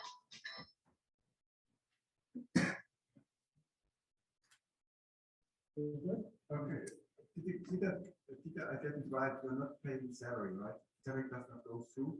And yeah, I think eventually what we're still figuring that out. To get the right answer there. We kind of are playing with the idea of, being a low-key financial company. Okay. So what we're anticipating is that we're going to eventually put these funds in an escrow account, through a third party, so that when the job is completed, it'll there. We want to have the payment up front. There's business models like this in Europe. Kurt paired us with Kupol. And what they do is they pay at the end of the week, which is what Uber, Lyft, and all the companies do. We got that option for upfront payment. But they bill their customers on a 30-day cycle. So that really kind of puts them in a tough position. If that payment doesn't come through, they still have to pay that worker. So we like the idea of the escrow account. We're just looking at how much leverage we have in the market right now to say you have to pay us up front. And that's it. We take a slow, deliberate approach to ensure our partners, I can say, want this to work. I think that's the key thing. Visit Berkeley, the first time we met, they said, "Oh, Restaurant Week's in March." You isn't, Momi at Berkeley City Club was like, "Oh, do you have something we can test now?" Like, no, we just told you this is the right idea. So they said, as long as we have these relationships, we grow Berkeley slow. Berkeley's got world-class restaurants. Oakland's easy. San Francisco's got unions, which is why we look at that white letter approach, or I say it wrong every time. But we've got a lot of ability to be malleable, but yeah, I'll ramble. Great job. Thank you.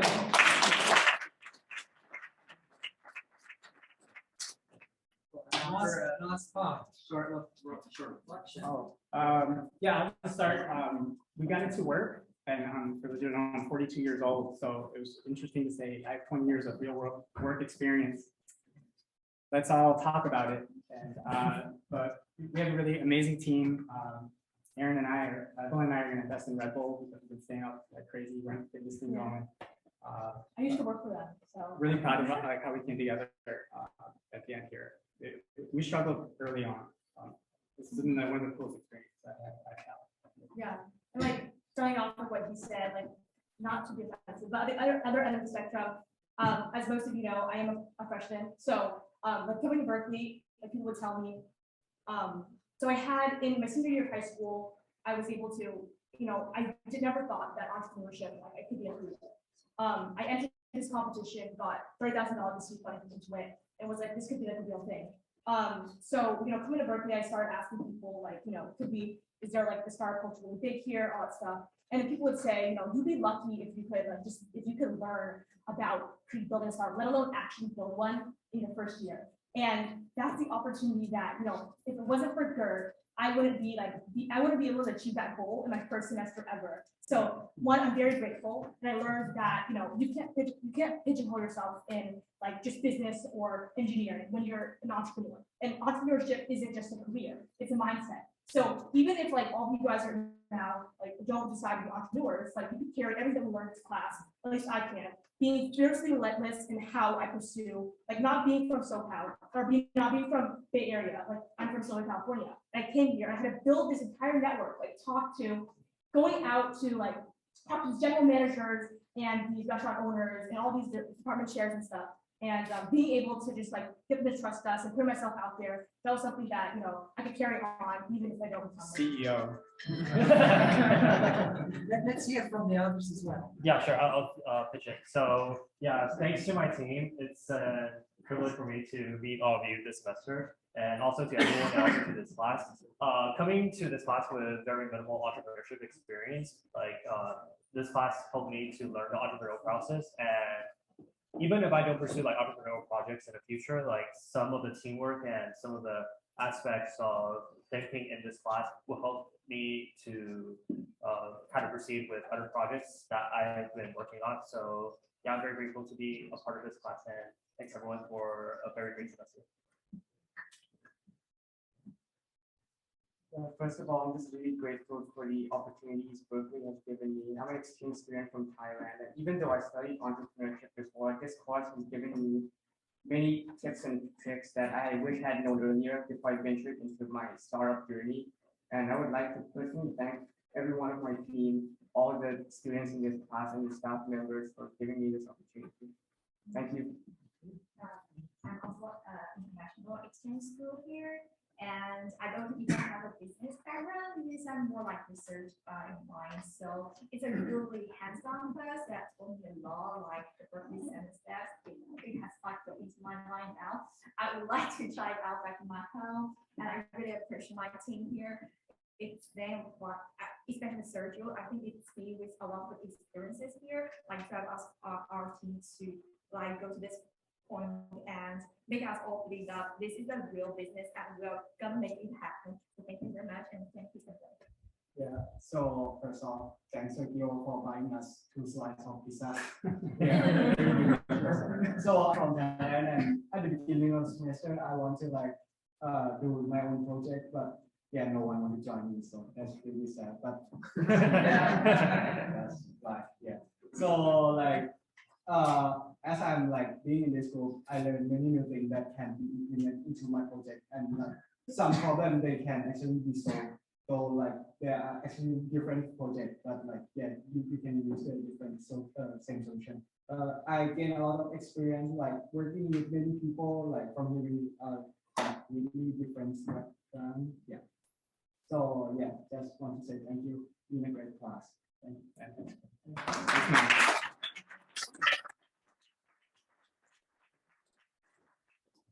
All right, and you can take a team photo.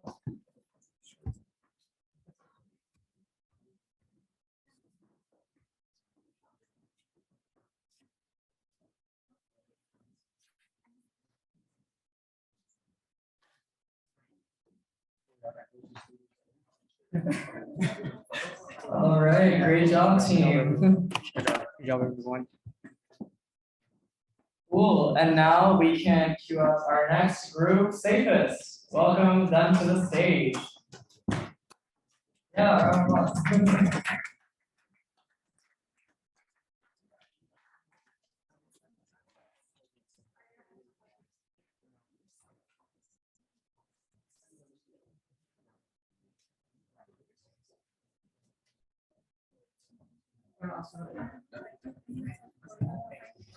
you so much. Yeah, the down arrow. Down arrow. This is forward. Thank you.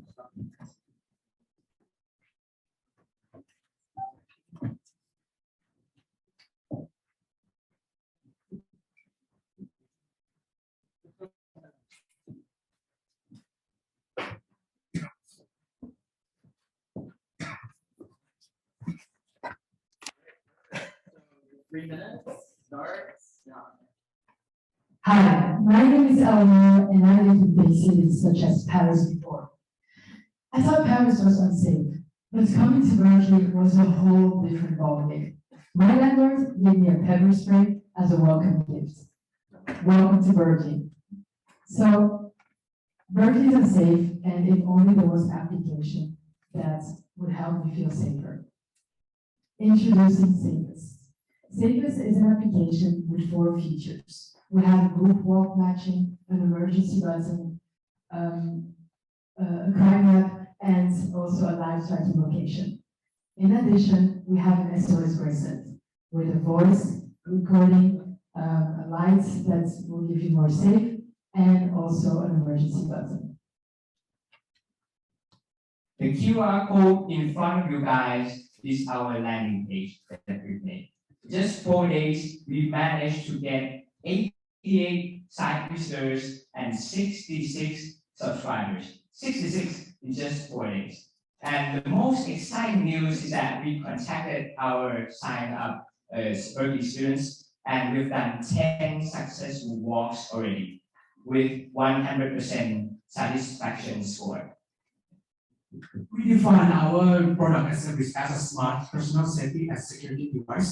Our market is huge, with a total of $35 billion for the global market size, $3.2 billion for the US market size, and 7 would like to be 6% of the US market size, which is the total of $192 billion. We'll start with UC Berkeley students and expand to all college students and eventually women living in cities. We're offering a premium subscription to our app as well as the SOS wearable. As you can see, we are the only platform with these multi-features and a safety bracelet. And here's our 5-year financial position. Our goal is to reach the total number of the subscription check sales for the college student in California State in 5 years. So in the years of 2037, our revenue will be $75 million. In the next few months, we're looking to build our technology further and launch our app in April of 2023. We are a diverse team of ambitious students, of undergrads and graduates. I'm from New York. I grew up in New York my whole life. And when I got into grad school at UC Berkeley, my parents no longer wanted me to go here. We're asking $70,000 in mentorship. Please join us. We are safest. We're designing for students by students. Thank you.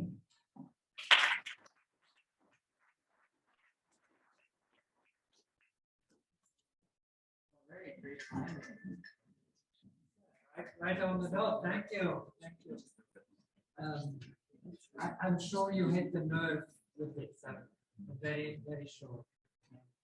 Tell me about some of the existing solutions. Isn't there something available for students on campus?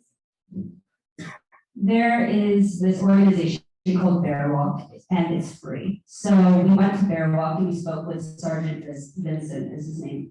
We asked for a lot of advice from him because this is a successful service that's built on trust, just like our own. But when we interviewed real students, most students have never used Bearwalk, and we were so surprised. I've used it, and it was a good experience. And we hope to fulfill the same goal as a group of entrepreneurs because we're students and we can relate to this problem. I think also when we interviewed the students, a lot of them, as Amanda said, didn't use Bearwalk, and when we asked why, they said we had to wait 1 hour to have the Bearwalker coming to them. So we also asked Sergeant Vincent if we could help him to optimize it, if we could do a partnership. And for him, it was more about getting more people, getting more Bearwalkers on their platform to optimize their solution. But so there was still like a room of unmet needs of students that doesn't feel safe and they don't want to wait 1 hour to have someone walking home with. Also, a big limitation of Bearwalk is that it only has a circle just around the campus. So if you live outside of the circle, well, you don't have a Bearwalker with you. And I think it's just like 2 streets from the campus, so it's quite limited capacity. Yeah, so I can express that there's definitely a need here. My classes end at 9:30 p.m. and basically nobody walks to their car alone. So doubling up there. Should I release the QR code to the classmates? Yes, please. That would be amazing. Thank you. Can you tell me more about your business model? How do you earn money? Yes, so we have a freemium. Why do we want to start with a freemium? Because other competitors also have some free features. For example, for us, the live tracking location will be free.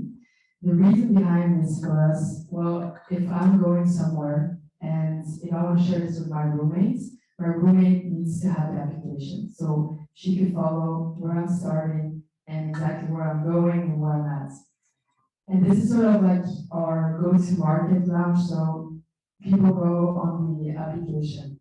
For us, in the premium version, there will be the crime mapping, so people will pay for the crime mapping, so that they can also add what's happening around them, so they can also be notified.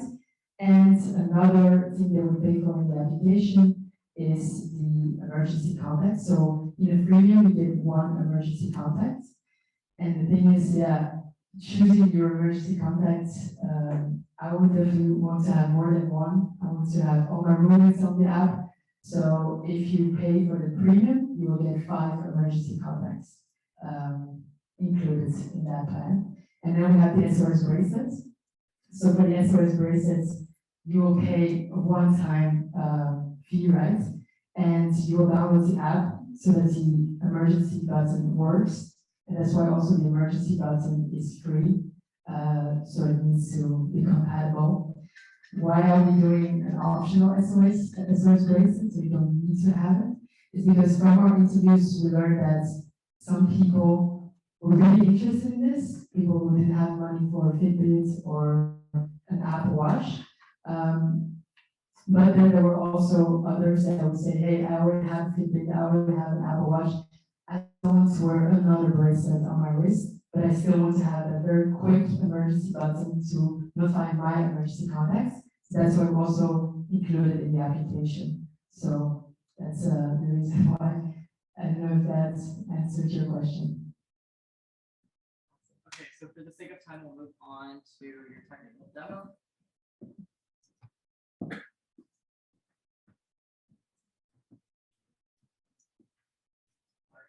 Fantastic. So your time starts now. Hi everyone, this is a technical demo for our software as well as our first iteration of our hardware. Here's the first iteration of our safest wearable.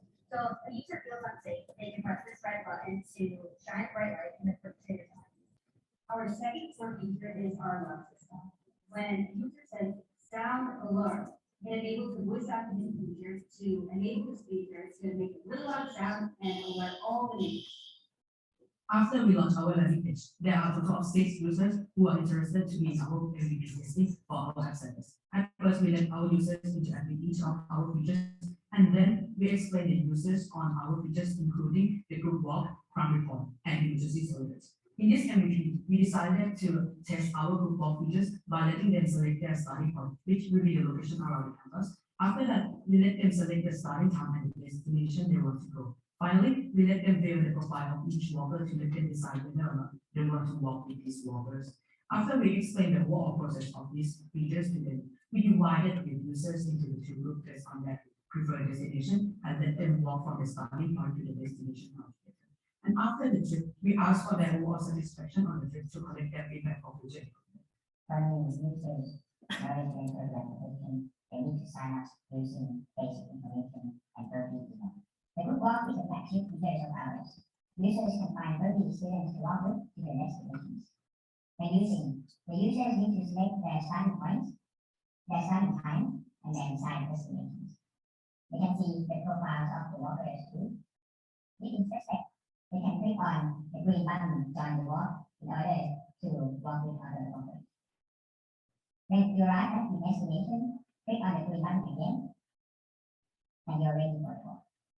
When finished, just click on the finish the walk button, and you're all set. So by clicking the share the location button, the contact list can see real-time location of the users. The contact list will receive the safest alert as follows. They can access the Google Maps link in order to see the current location. Emergency alert is a feature that allows you to send autonomous alert messages to your contact list. The maximum number of 2 contacts is allowed for the premium users. If you want to add more than 2 contacts, you need to pay for the subscription.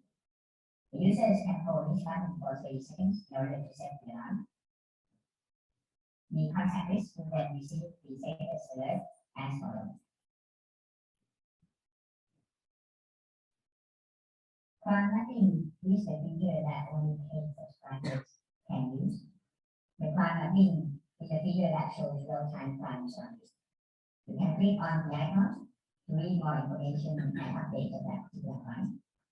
You can also add your own alert to signal other users in case you encounter different types of crimes. So putting it all together, we can print out what our log would look like. For example, I'm going from right way to Corey Hall. I can use color selection. Then look at what I want. Looks like. So here, zoom in. I can see a route from my start address all the way to Corey Hall. And along the way, it looks like there's a disturbance as well as a county tax. So we're adding $50. And over here, you see street lights, as well as closer to the destination, and another kind of. You are safest with us, created for students by students. Thank you. Thank you very much.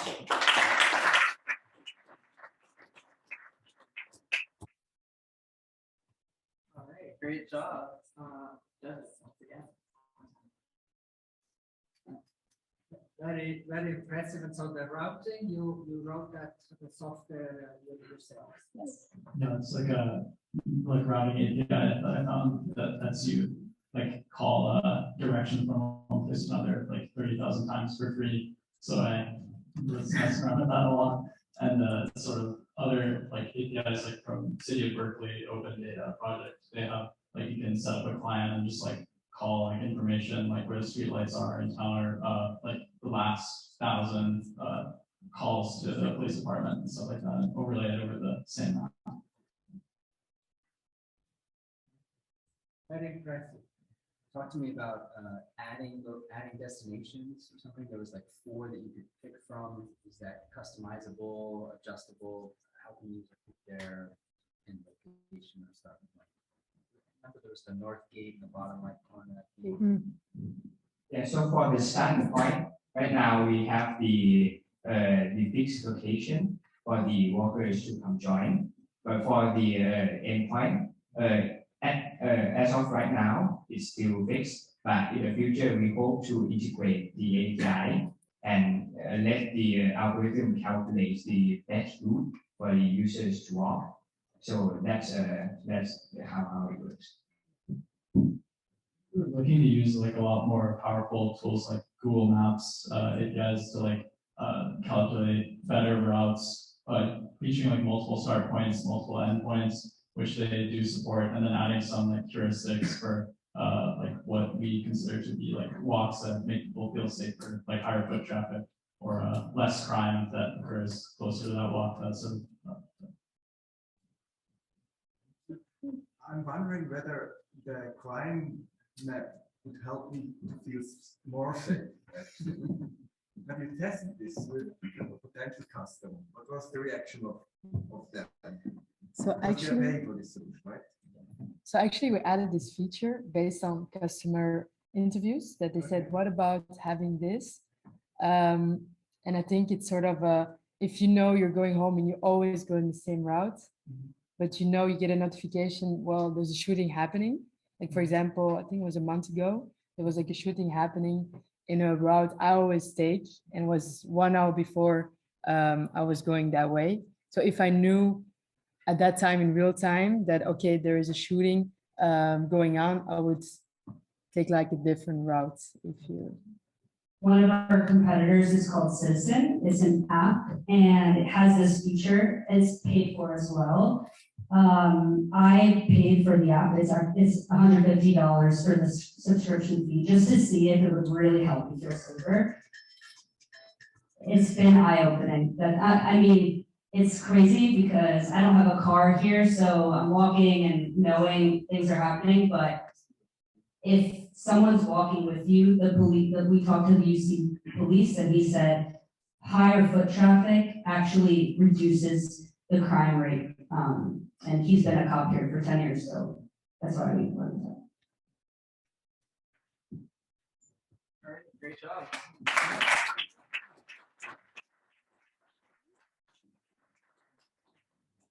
And for the 2-minute reflection. I don't even know where to start, but I won't make this long. I want everyone to have a chance. I always wanted to be an entrepreneur since I was young, and my undergrad was in engineering. When I came to Berkeley, I chose a completely different field, and joining this class only happened because my elective I wanted at first was canceled.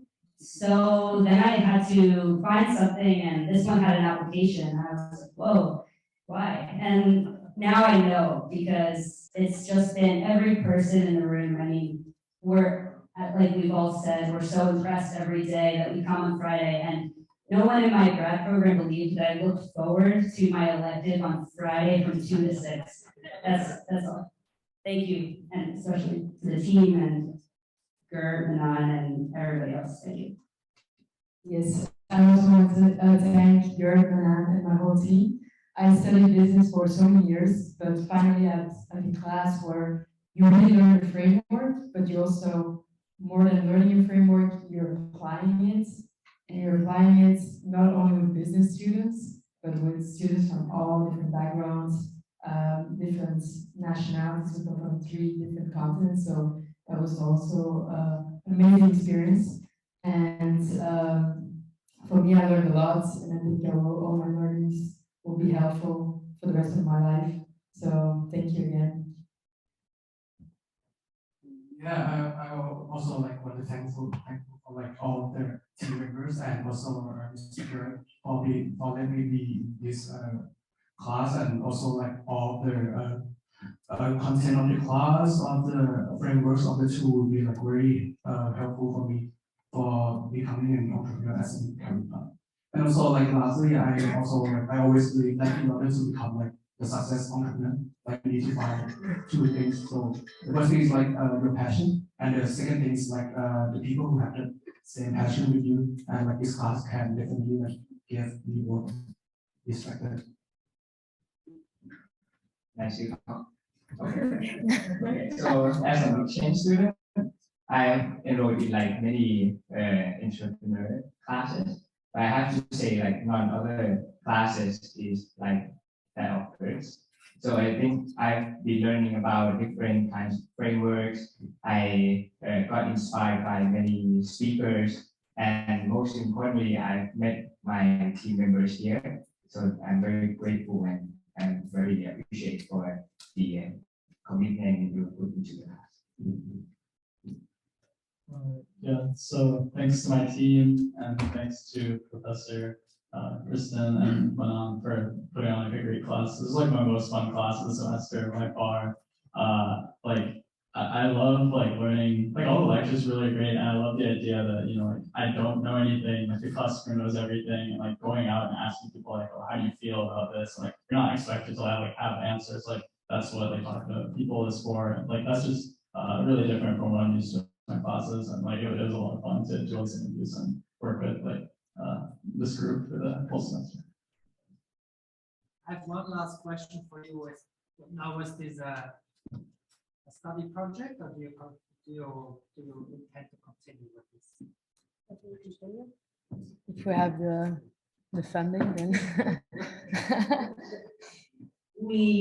So early on, we spoke with the founder of Strava, Mark Haney, met him, and we had a group meeting, and he told us, I don't know what your guys' plan is, but I can't believe there isn't an app that doesn't already exist in Berkeley like this that all the students use. And when he said that, I'll never forget it, because I agree. I mean, it's crazy. And additionally, the optional wearable, our plan is to partner with the university. And he also said at the end of the day, it comes down to the health of one student, and health and safety of one student. And a lot of things that I've learned in this class and outside of the class for this, I'll never forget. But for me, definitely stay. And I hope the whole team, we talked about it, so we plan to keep going. Yeah.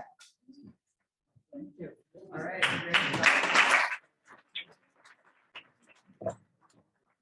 Awesome, team photo. Oh, yeah. Shift.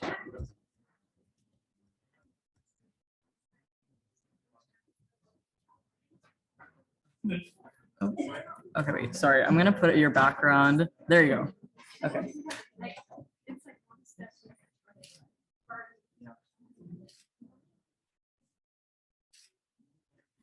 Awesome. Cool. Great job. All right, and last but not least, we'd like to welcome Alltime to the stage.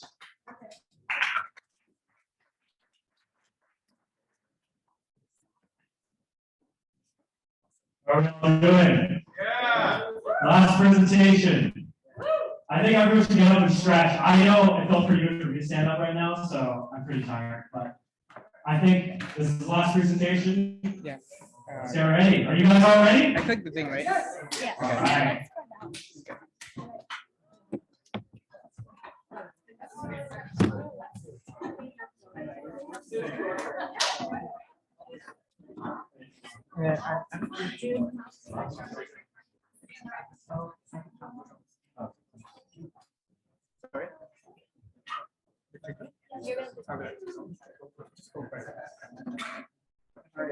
Yeah, just keep talking right now. Okay,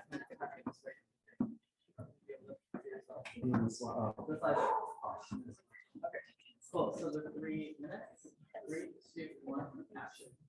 All right. I don't know about you guys, but I am absolutely starving right now. I have not eaten since breakfast. I would have done some lunch, but the line was just way too long at the restaurant, and I need to make it here on time. So, yeah. But that brings us to what we'll be talking about today. Time. There's just simply not enough of it. And in our daily lives, we have to make sacrifices, choosing, for me at least, showing up on time or not being hungry. But we have a solution for you. With our new app, you will no longer have to make sacrifices with your time. All time. We provide predictions that are useful and predictive of where you need to be.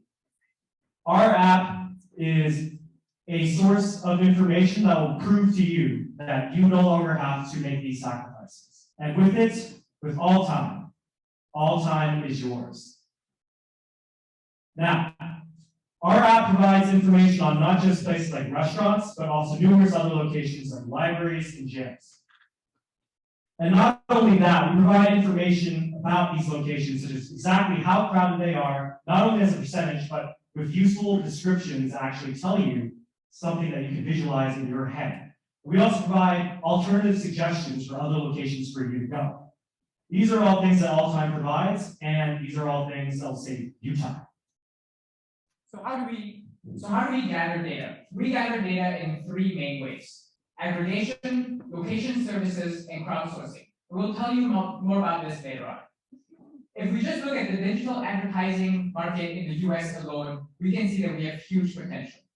How do we make money? We make money in 3 main ways: subscription, bump listing, and contextual ads. As you can see from this mock-up over here, when we bump a listing of a business, it's a win-win for both the business and customers. So we interviewed more than 100 people, and most of them feel very positive about that, and they felt really this app will be very helpful. And especially for the businesses, the restaurant Talk Thai House, they willing to become our partner, and the Gypsies, the restaurant, we are also in talk with them. Next slide. And our app Alltime provide a very intelligent recommendation and the accurate real-time data, which can be a huge advantage over our competitors. At the end of year 5, we project to make $75 million in revenue. In terms of our go-to-market strategy for businesses, we aim to promote our 30-day free trial with our email marketing and sales representatives, as well as organize training events to educate businesses on how to optimize their listing. And lastly, the referral program we will to gain more users. We have a diverse team with broad expertise. For our ask, we are looking for 385,000 of financing. Join us. Seize time. It's yours. All time.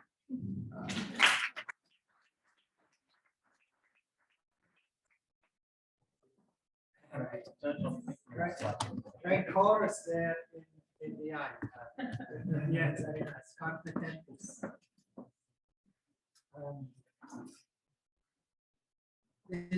It's a personal, it's a tool for personal optimization.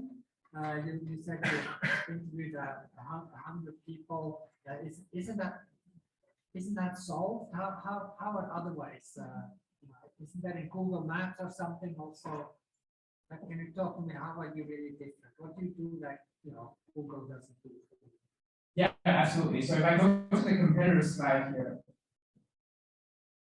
we offer a unique combination of two things: intelligent recommendations and accurate real-time data. So right now, if you go to Waze, if you go to Yelp, or if you go to Google Maps, and you try and look at capacity data at a particular location, you don't see anything that's accurate in real time. You see a forecast data of what's it like going to be in a few hours' time. But you don't have real-time accurate data, and this is what we got from customer interviews, which we'll tell you more about later in our prototype demo. We got this straight from our customer that told us this, and we interviewed more than 100 customers. So if I go right to the top, just to see what we offer information such as predicted 70% capacity, come back on Wednesday. We offer information such as come back at 4:30 for more seats. We offer information such as recommendations for you underneath for restaurants that you can go to. These are additional information and insights that we offer that existing competitors do not. I was seeking a little clarity on this as well, but I think I understand now that you're bumping up available restaurants that have capacity to serve you in need, essentially. Exactly. Yes. That's one of the ways we make money. Got it. And do you have any users yet? So people who have actually tried this out, and what is their feedback? Exactly. So we have a prototype, the Figma prototype that we'll be showing you more about later. When we talk to users, they really enjoy it. We do not, we've actually gotten a business to support us. So Tuk Tuk Thai, as Yuji mentioned just now, has agreed to partner with us. We're actually in talks with Gypsies as well to do this. So once we get the app rolling out and once we actually try it out, we'll be looking forward to some very positive feedback and looking forward to some very successful sales. And then double clicking on the previous, now I understand the use case better. So are the restaurants then paying as you bump up on a per hour, per instance, per purchase? Per bump? Yes. So we'll be happy to take a meeting to walk you through our financial projections, and we can actually show you exactly how we bump it up. So if I could elaborate more about this, but for example, one of the things that we look at is we look at it across 1 hour. We divide it into 4 chunks of time, so 50 minutes, 50 minutes, 50 minutes, and there'll be one bump across 15 minutes. And this will double and triple as we move on through the years, but again, we'll be happy to tell you about the details in a meeting. Because the job price, the limits to pay. So $80 per month, right? Yes.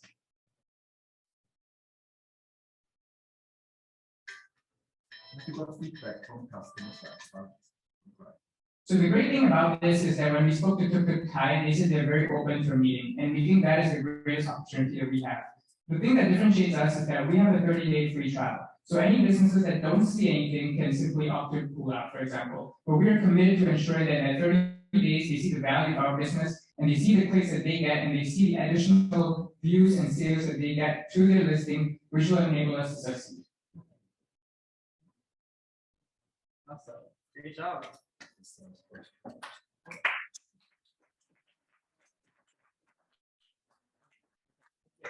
No, I'll miss you. No, I'll do it. Trust me. Okay, so we haven't started yet, but I'm just gonna skip this video because we have just too much to show you, so I couldn't show you that video. We only have 4 minutes, and it's a beautiful video. If you ever want to see that video, it's on YouTube. It's open. It's public. Please check it out. Just type all time prototype demos on YouTube. It's beautiful. Okay, so we're gonna start. So your 4 minutes starts in 3, 2, 1, action. So we started with this very humble paper prototype.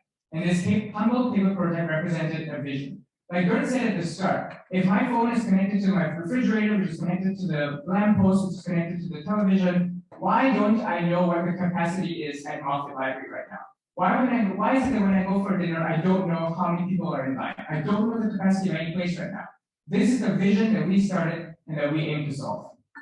As you can see over here, we generated a Figma prototype, and we have the device right now for you. So if you could just go on down, and my 3 teammates will hand out phones to you, to the judges, so that you can check out our device. While they hand you the device, we have 4 prototypes for you to see today. So that's just one prototype. Again, there's too much stuff to tell you. So here are the other 3 prototypes that I'll be telling you about. Aggregation, location services, and crowdsourcing. What's the password of this? Ooh, okay. We will go for the other one then, or maybe the other 2. Okay. So again, we have 4 prototypes to tell you about, and so I'm going to tell you about the other 3 right now. The first one is aggregation. Let's play a video. In our app, we will utilize web scraping technology to extract existing available data from various sources. Therefore, we build a web scraping prototype to show how we get existing data and what we can do with that. This prototype will scrape the real-time capacity of RSF Weightroom from this website. We can see that this program scrapes the capacity data and show the data at the bottom. With this, we can send the data directly to our server and show in our app in the future. What's more, this prototype can store the data to our database. Here is the RSF Weightroom capacity from 3:23 p.m. to 3:53 p.m. on November 4th. When we get enough data, we will use machine learning to predict the capacity of this place, and then our user can get the information like the RSF Weightroom will be less crowded at Friday noon.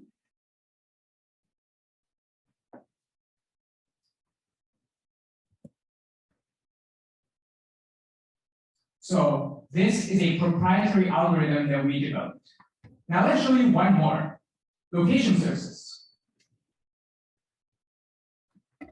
Here we have a demo of our location detection technology. So if you just press the button there, it'll take a few seconds to calculate your location based on the longitude and latitude.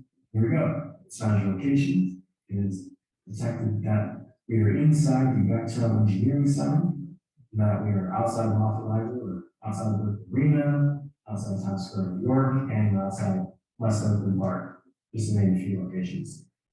Thank you. Again, this is a proprietary algorithm that we developed, and this represents our startup's IP. So let's look at another prototype that we have. And if the slide will go.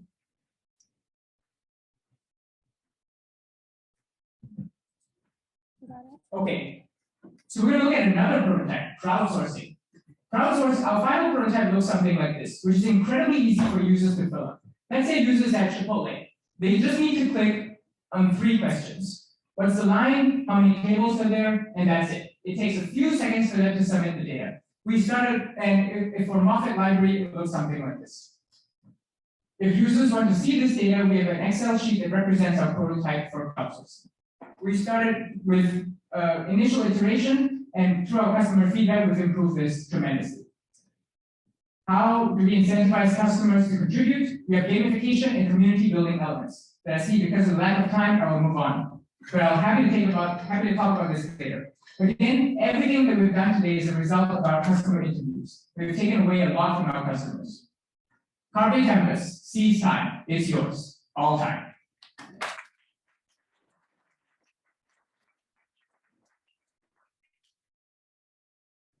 All right, great work, team, and on to the judges.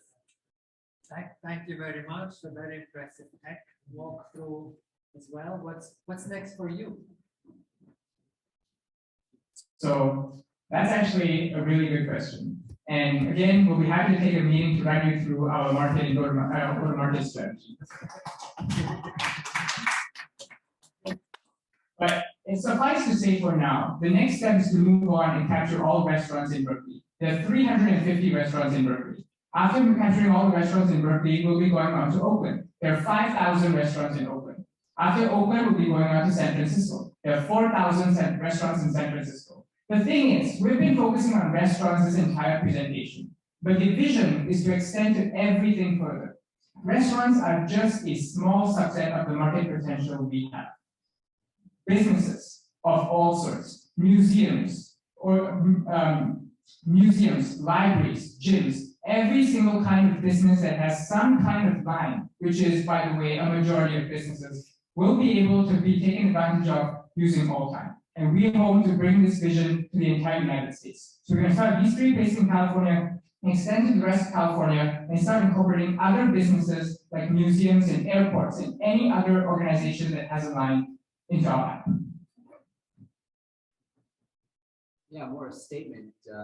Tracking lines has long been a problem.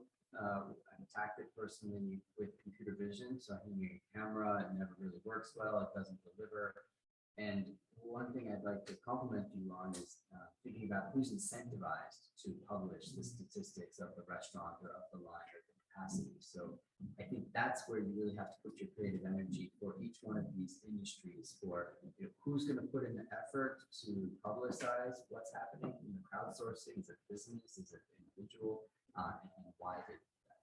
If we have more time, we'd love to walk you through how much we've changed over the 6 months. But we actually started off by charging customers. And then we realized, why would customers want to pay for that? So we eventually came up with the best possible win-win solution. We would bump the listings for businesses so that they can get additional customers, and customers can also see where is the line short, so I can go to that. It is the best possible win-win solution that allows us to generate revenue and also make all our customers incredibly happy. Can you tell me more about this crowdsourcing? Absolutely. Yeah. Okay. Apologize. The clicker doesn't seem to work for me, so I'll just use that. Yeah, I am current point. Okay. Okay, now it works. Perfect. So let me talk about this gamification and community building. Why would users be incentivized to give us some data? This is because of these 2 key elements which we learned throughout the semester. So when customers obtain points, the customers will obtain points by submitting feedback to us through crowdsourcing. With these points, very similar to like Yelp, for example, they'll be thrust up in a community and they'll be able to be ranked higher and they'll be able to exchange these points for rewards. This will incentivize customers to contribute to our data. And of course, with our partnerships with restaurants, customers will be able to exchange these points for perks, such as free foods at restaurants. And not just restaurants, but like I said, any single business in the world.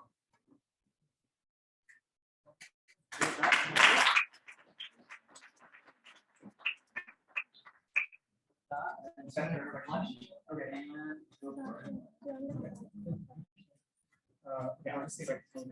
Okay, I'm not really talking a lot, but for my introduction, I just want to start by thanking my incredible team because they've been so incredible, and we all have diverse skill sets. Ashita over there is the CEO and founder of her own jewelry company in New York. It's absolutely amazing. Yunji over here was responsible for all the design of our entire slides, the Figma, the prototype you guys held in your hands, all her. And Albert and Zesty, they're the ones who coded our proprietary algorithm from scratch. My team has done an absolutely incredible job, and I'm so grateful to be working with them. Now I'll get to another person. And thank you, Josh. The amount of work that you put into just keeping us on track and keeping us focused on our goals, I really appreciate that. But a couple other things I wanted to reflect on is I really wanted to just say thank you all, everyone. I feel like we've all learned a lot from each other over the course of this course. I feel like we've all grown together. I feel like, you know, like others have said, every time we see everyone else's presentations, we're like, okay, here's something that we need to do. So we need something again. But I think the last thing I just wanted to say is a big thank you to the course staff for all the work they've put into keeping this course a well-organized, well-running machine. I know, especially compared to some of my other classes right now, with the whole GSI check and everything, things have kind of fallen apart in this course, but things here are running great. I was always excited to come to class, you know, and it's a 4-hour class, but it really doesn't feel like 4 hours. Time just flies because it's just so much fun. I really enjoy this class. And I would recommend it to anyone who is thinking about applying to this type of class or anything like that.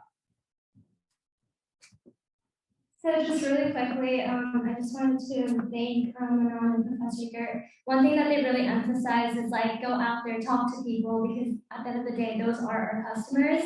And being a founder myself, I've had to often make decisions on my own, but this course really taught me is how to work as a team and collaborate and bring all of our skill sets together to build a business. And I've also learned how iterative the nature of this is and how our customer interviews have really like helped us with that. So, I want to thank you, Martin, first, and then thank you for the whole class. So I'm a little bit shy and I don't like to express myself in the past, but now I feel much more confidence even in this stage because of the encouragement from the whole class. Thank you so much.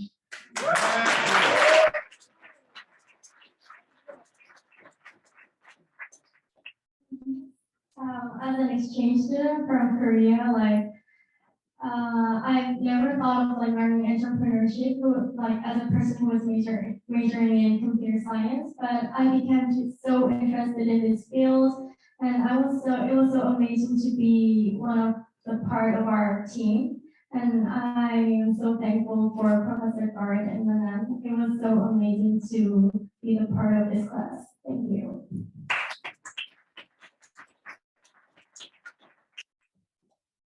Team picture. Let's pull up the correct. I know, where's your backdrop? Right there. Perfect.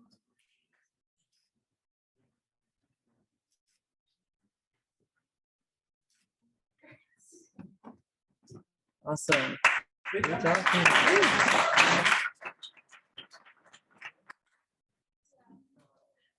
Awesome. So with that, give yourselves a big round of applause for finishing.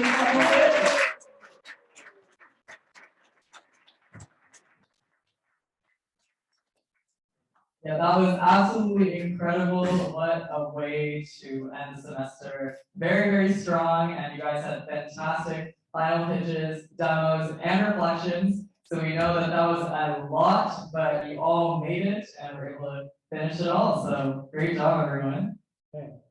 Thank you, everyone, so much. You know, this is, as an educator, you go into this with a plan. You know, this starts 6 months before you show up for class to create the class and plan it out. And yeah, and sometimes it just really is an incredibly gratifying job. And this afternoon, that's how I feel. So thank you, all of you.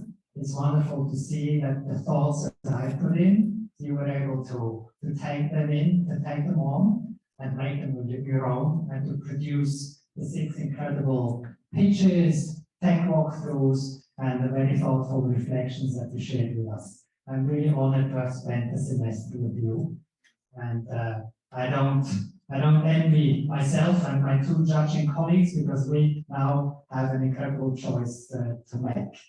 So relax, 15 minutes, please. Vote for your most valuable player and vote for the public choice, the project the startup that you thought was the most interesting one. Please vote for those, and we'll see you back in 15 minutes. Okay. Yeah, sorry, just one more thing.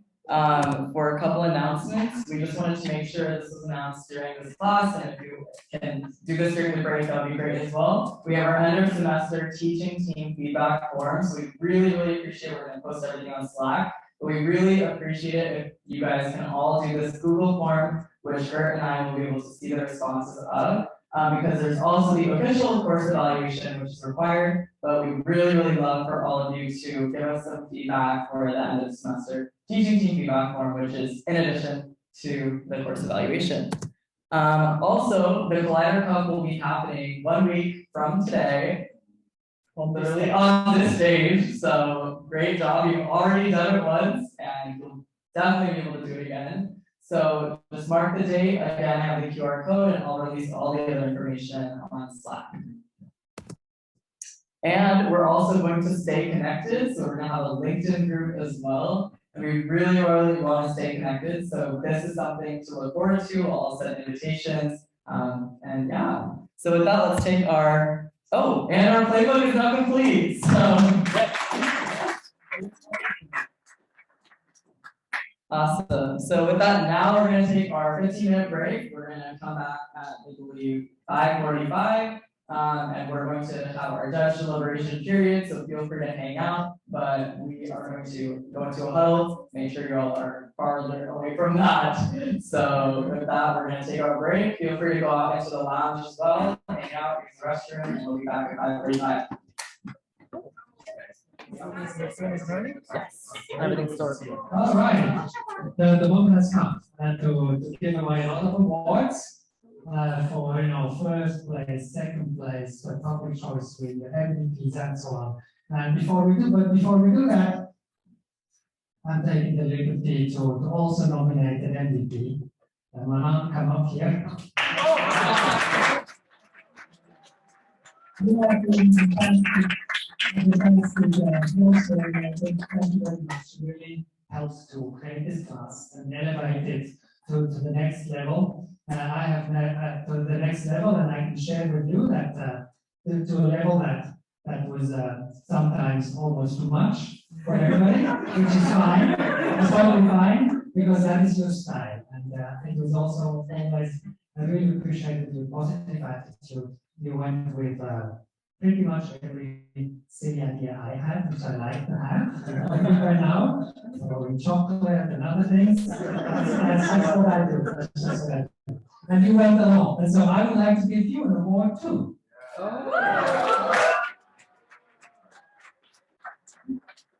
You have really learned yourself. They laptop in gold. And your award is for best digital toolbox ever. For 2022. Congratulations.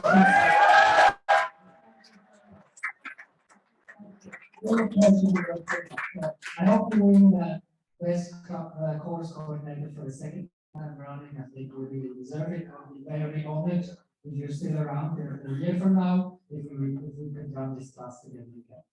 Thank you. Yeah. Thank you so much. This has been such a fantastic year, and I definitely enjoyed working with all of you and seeing all the progress you've made. So I know as Ruth said, I do like to be a little bit extra. So here we are being extra. But I just had such a pleasure. I think I also got to interact with a lot of you outside of class, which I think was super, super special, just like running into each other on campus or Cal Hacks or other places. So I think it's just been such a fantastic experience, and all of you guys have put in so much hard effort. And I hope that everything that we've also put in was able to help elevate that. So thank you so much. What a fantastic year.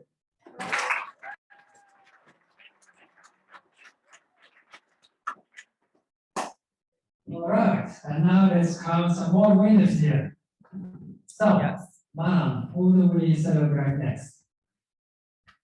All right, so once again, we're just going to review what is the award that we're all going for. So once again, the first place team is going to get a chance at being in the Collider Cup, as well as get an A, and also have a potential to win all these prizes. So we're very, very super excited to announce so many different winners today.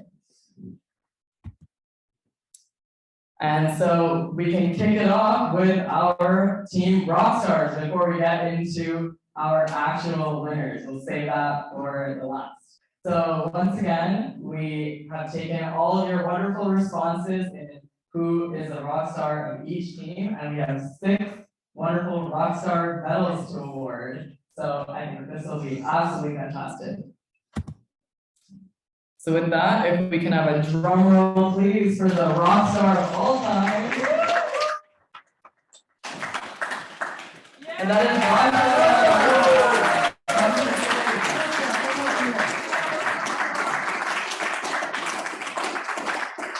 Congrats, Joshua, for being the team leader, being organized, staying on track, having great ideas, and uplifting everyone with positivity. Congratulations.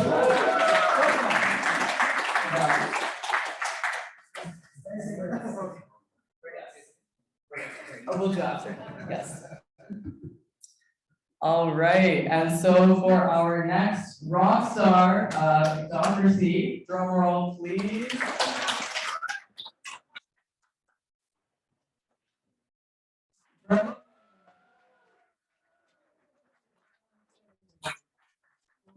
A strong, positive voice, loyalty, and always trying to give more.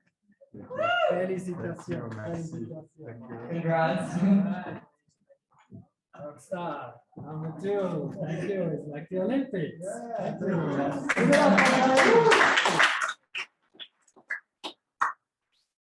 All right, and so now for our Rockstar Physio Plus, drum roll please.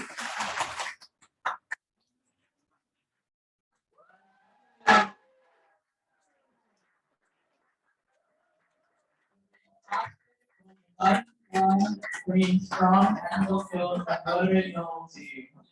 Woo! Yeah.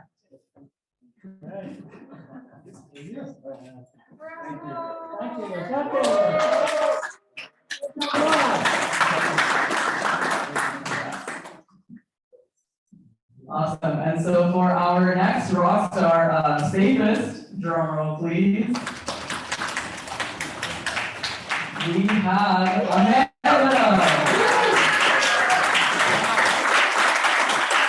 For being highly passionate, motivating the team, taking great feedback, and supporting the team.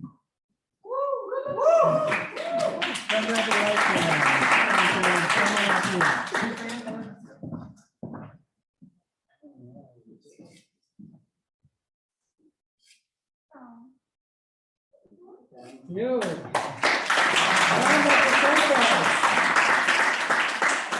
All right, and for our next Rockstar worker bee, drum roll please. We have Sergio.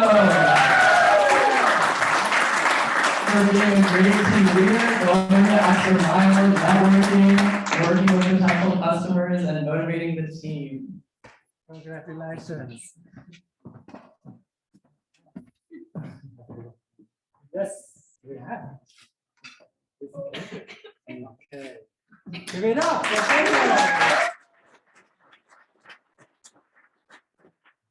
And last but not least, we have the Rockstar E-Plant, drum roll please. That is Arvin. Great engagement, breaking down complex topics, creating impressive simulations, and being very diligent.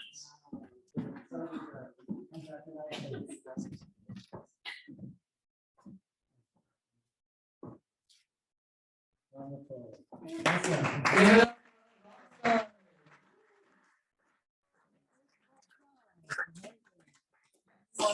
Give it up for our Rockstars. Once again. You guys know. Go for the main one.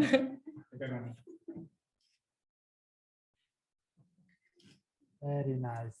Nice picture. Congratulations.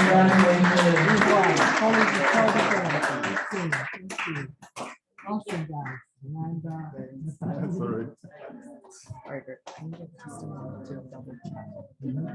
Sorry. So, and so we did not choose these. You chose your own rock stars, and so congratulations. And I'll give all of you, the maximum points in the individual participation category. So fully deserved. And from the way that I experienced your teams, I think you're very honest and transparent, and I think we can all say that those are really kind of the leaders in those teams. I'm very happy that you recognize your teammates as well. Maybe a small thing, I don't know if anybody else does it at university, but I think this class, and it was at the very beginning, we saw a video by Ken Singer, our boss here over all the challenge labs, and he said it in a small sentence there, but I know from when he recruited me, it's actually very important to me. He says there's a reason why we call this the Collider Cup, because during these projects where you get thrown together with a team and you all get the same grade in the end, it leads to friction where ideas collide, temperaments collide, cultures collide, and as a part of the exercise that also you learn how to work those out, because you're all, come December 2nd, you're all measured regardless of what happened. And I think all of you, all 6 teams this week, this semester, I could really see how you became units. And I think you said it very well in your way tonight. What you will take away, which has nothing to do with entrepreneurship. Some of our Thai colleagues, Korean colleagues said it in their way. What you take away, what you able to take away from this exercise, regardless of the startup. And this will go with you. This experience will accompany you throughout your career, because it will be that way. You know, your first job, you get thrown in a team, just like we did with you back in August. Then when you get promoted, then you become a manager. You must likely inherit the team. You won't be able to choose all of your teammates, colleagues, or people that report to you. And so those are skills. What you developed as a team the last few months, those are skills that absolutely transfer into your future careers. And that's why Ken Singer calls this whole exercise the Collider Cup. It's a controlled collision that you get to experience in the same space. So, but without enough from me, are we ready to announce the People's Choice? We are. All right, take it away. So with that, drum roll, please. We have Dr.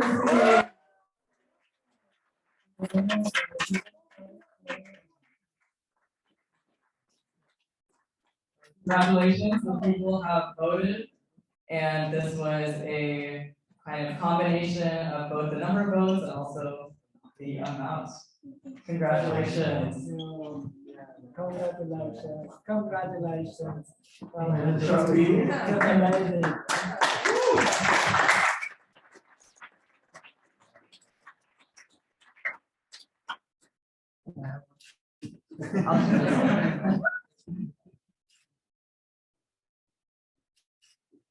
Awesome. Thank you. Thank you. Well deserved.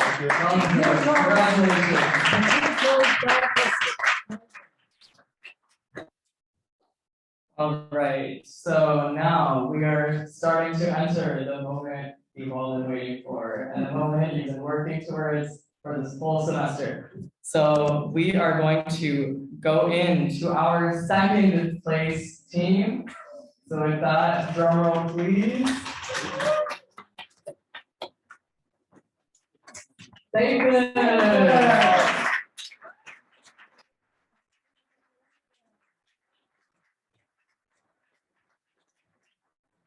Was a very, very difficult and intense time debating. So congratulations. Well done, Amanda. Fantastic. Thank you so much, Elena. Thank you. And to present your wonderful award. Yes. Thank you. Thank you very much.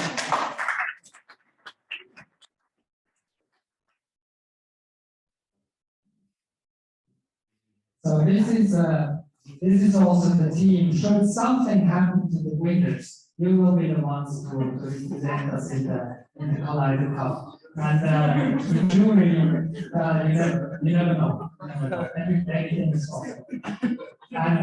And the jury thought, apart from great speech, great work, great technical backup and so on, but we also thought that you are the team who had from all 6 projects who can relatively quickly make something happen and really test and try to, you're here, you have the students, you're in top of police to work with. So we wanted to have you in the second prize.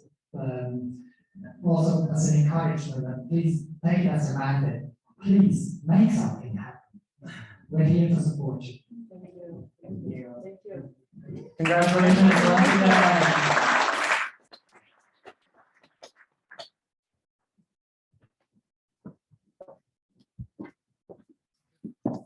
And now we have one left. One left. So with that, the moment you've all been waiting for, the team who is going to the Collider Cup and representing our class. Big drum roll, please.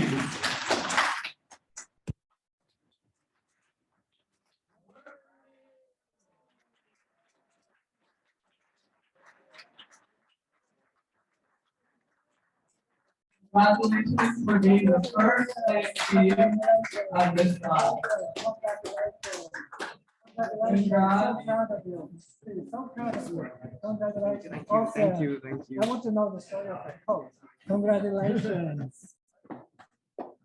Congrats. So this is very well deserved. And you got me a job. She'll hand the award. All right, I'll hand it to the lady. Thank you. Congratulations, you're the winner.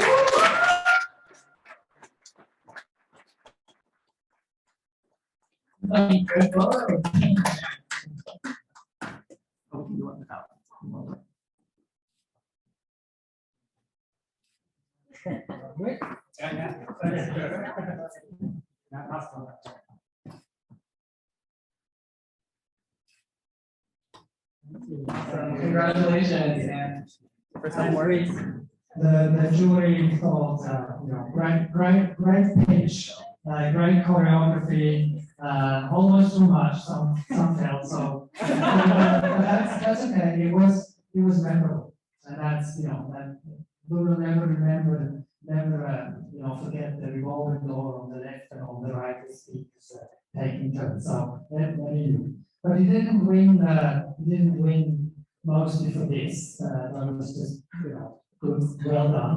But you won because you chose a really big problem.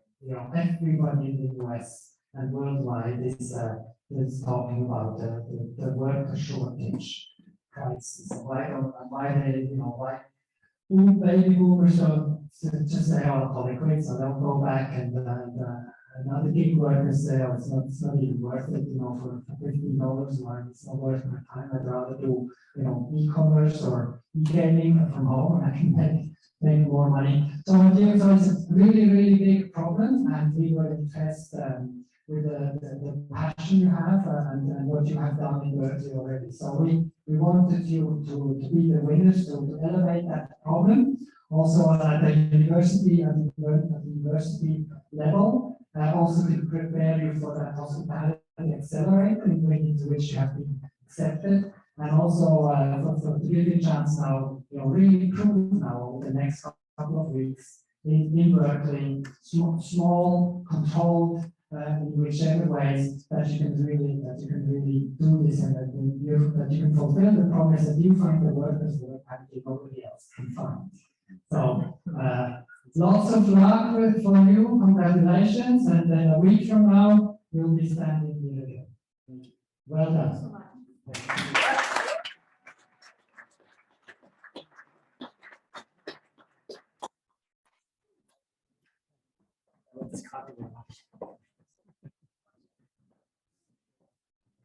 All right. And now it is time we'd like to give a couple of thank yous once again. It's been such an incredible semester. So we'd like to start off by thanking the judges.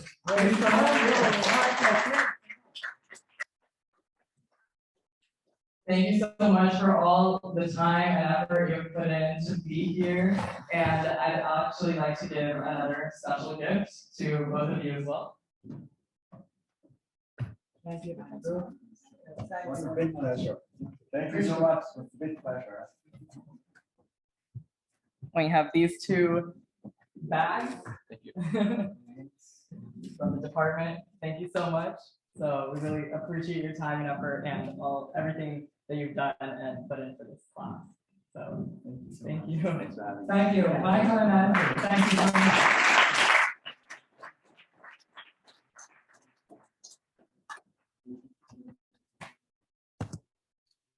Awesome. And we also like to thank Gert.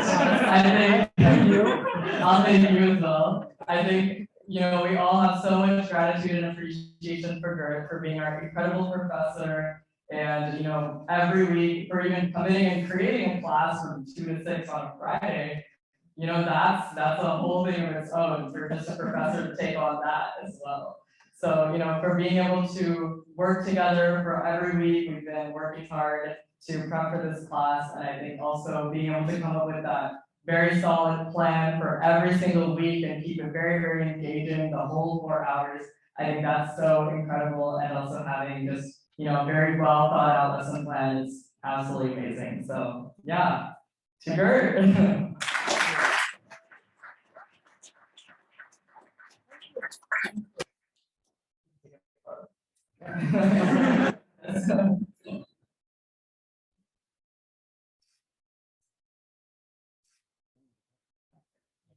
Cool.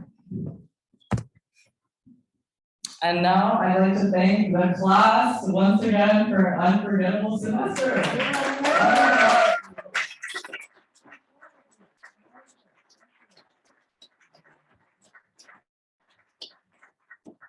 Yeah, I mean, I think it's absolutely amazing. All of you guys have whatever you've spoken. Also, since all of you have gotten a chance to talk on stage after your pitches, I think we've definitely heard it, and I think this has been such a great class. So yeah, any other words? This is our last thank. This is pretty much. This is the end, my friends, but it's also beginning. Please, we created a LinkedIn group. We hope that this class can become part of the standard curriculum of Berkeley. With your help, it will. So please fill in the feedback form and all that, and ask that they have this class regularly. We also, so you're the first connected lifers, or I don't know, maybe we need to come up, maybe later at the restaurant we can, over a couple of drinks, we can come up with how we should call ourselves. But you are, congratulations, you are the first ones that went through this class. So how about that? You all had a first.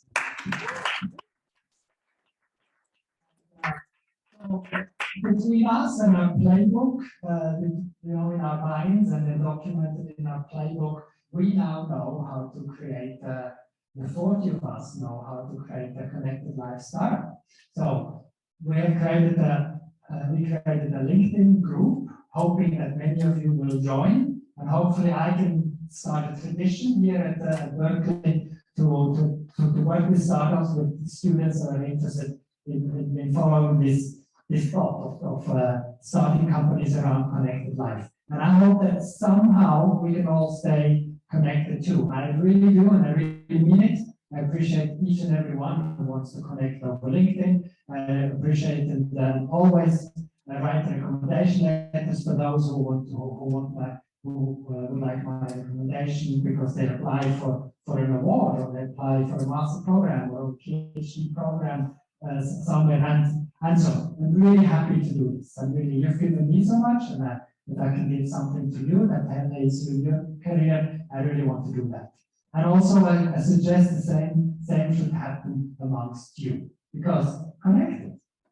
And so with this, thank you all. Thank you, judges. Thank you, class. Thank you, visitors. Thank you, everybody on Zoom who was with us today. And UC Berkeley. Thank you, our photographer as well, for coming out this afternoon. We will continue where? Yes, and we will be continuing with our post-final celebration at our restaurant, La Defense. So that will be so exciting. We know it's not over. We still have our celebration, so we're not ending it. But with that, I'd like to welcome everyone onto the stage for a class photo. So everyone get up here, let's all figure it out, and maybe you too.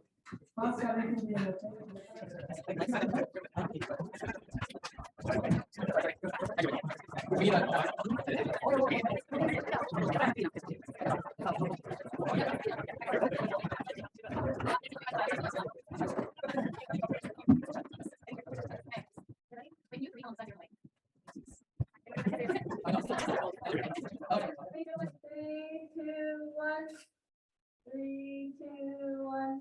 Should we do a funny one too? Yeah, funny one.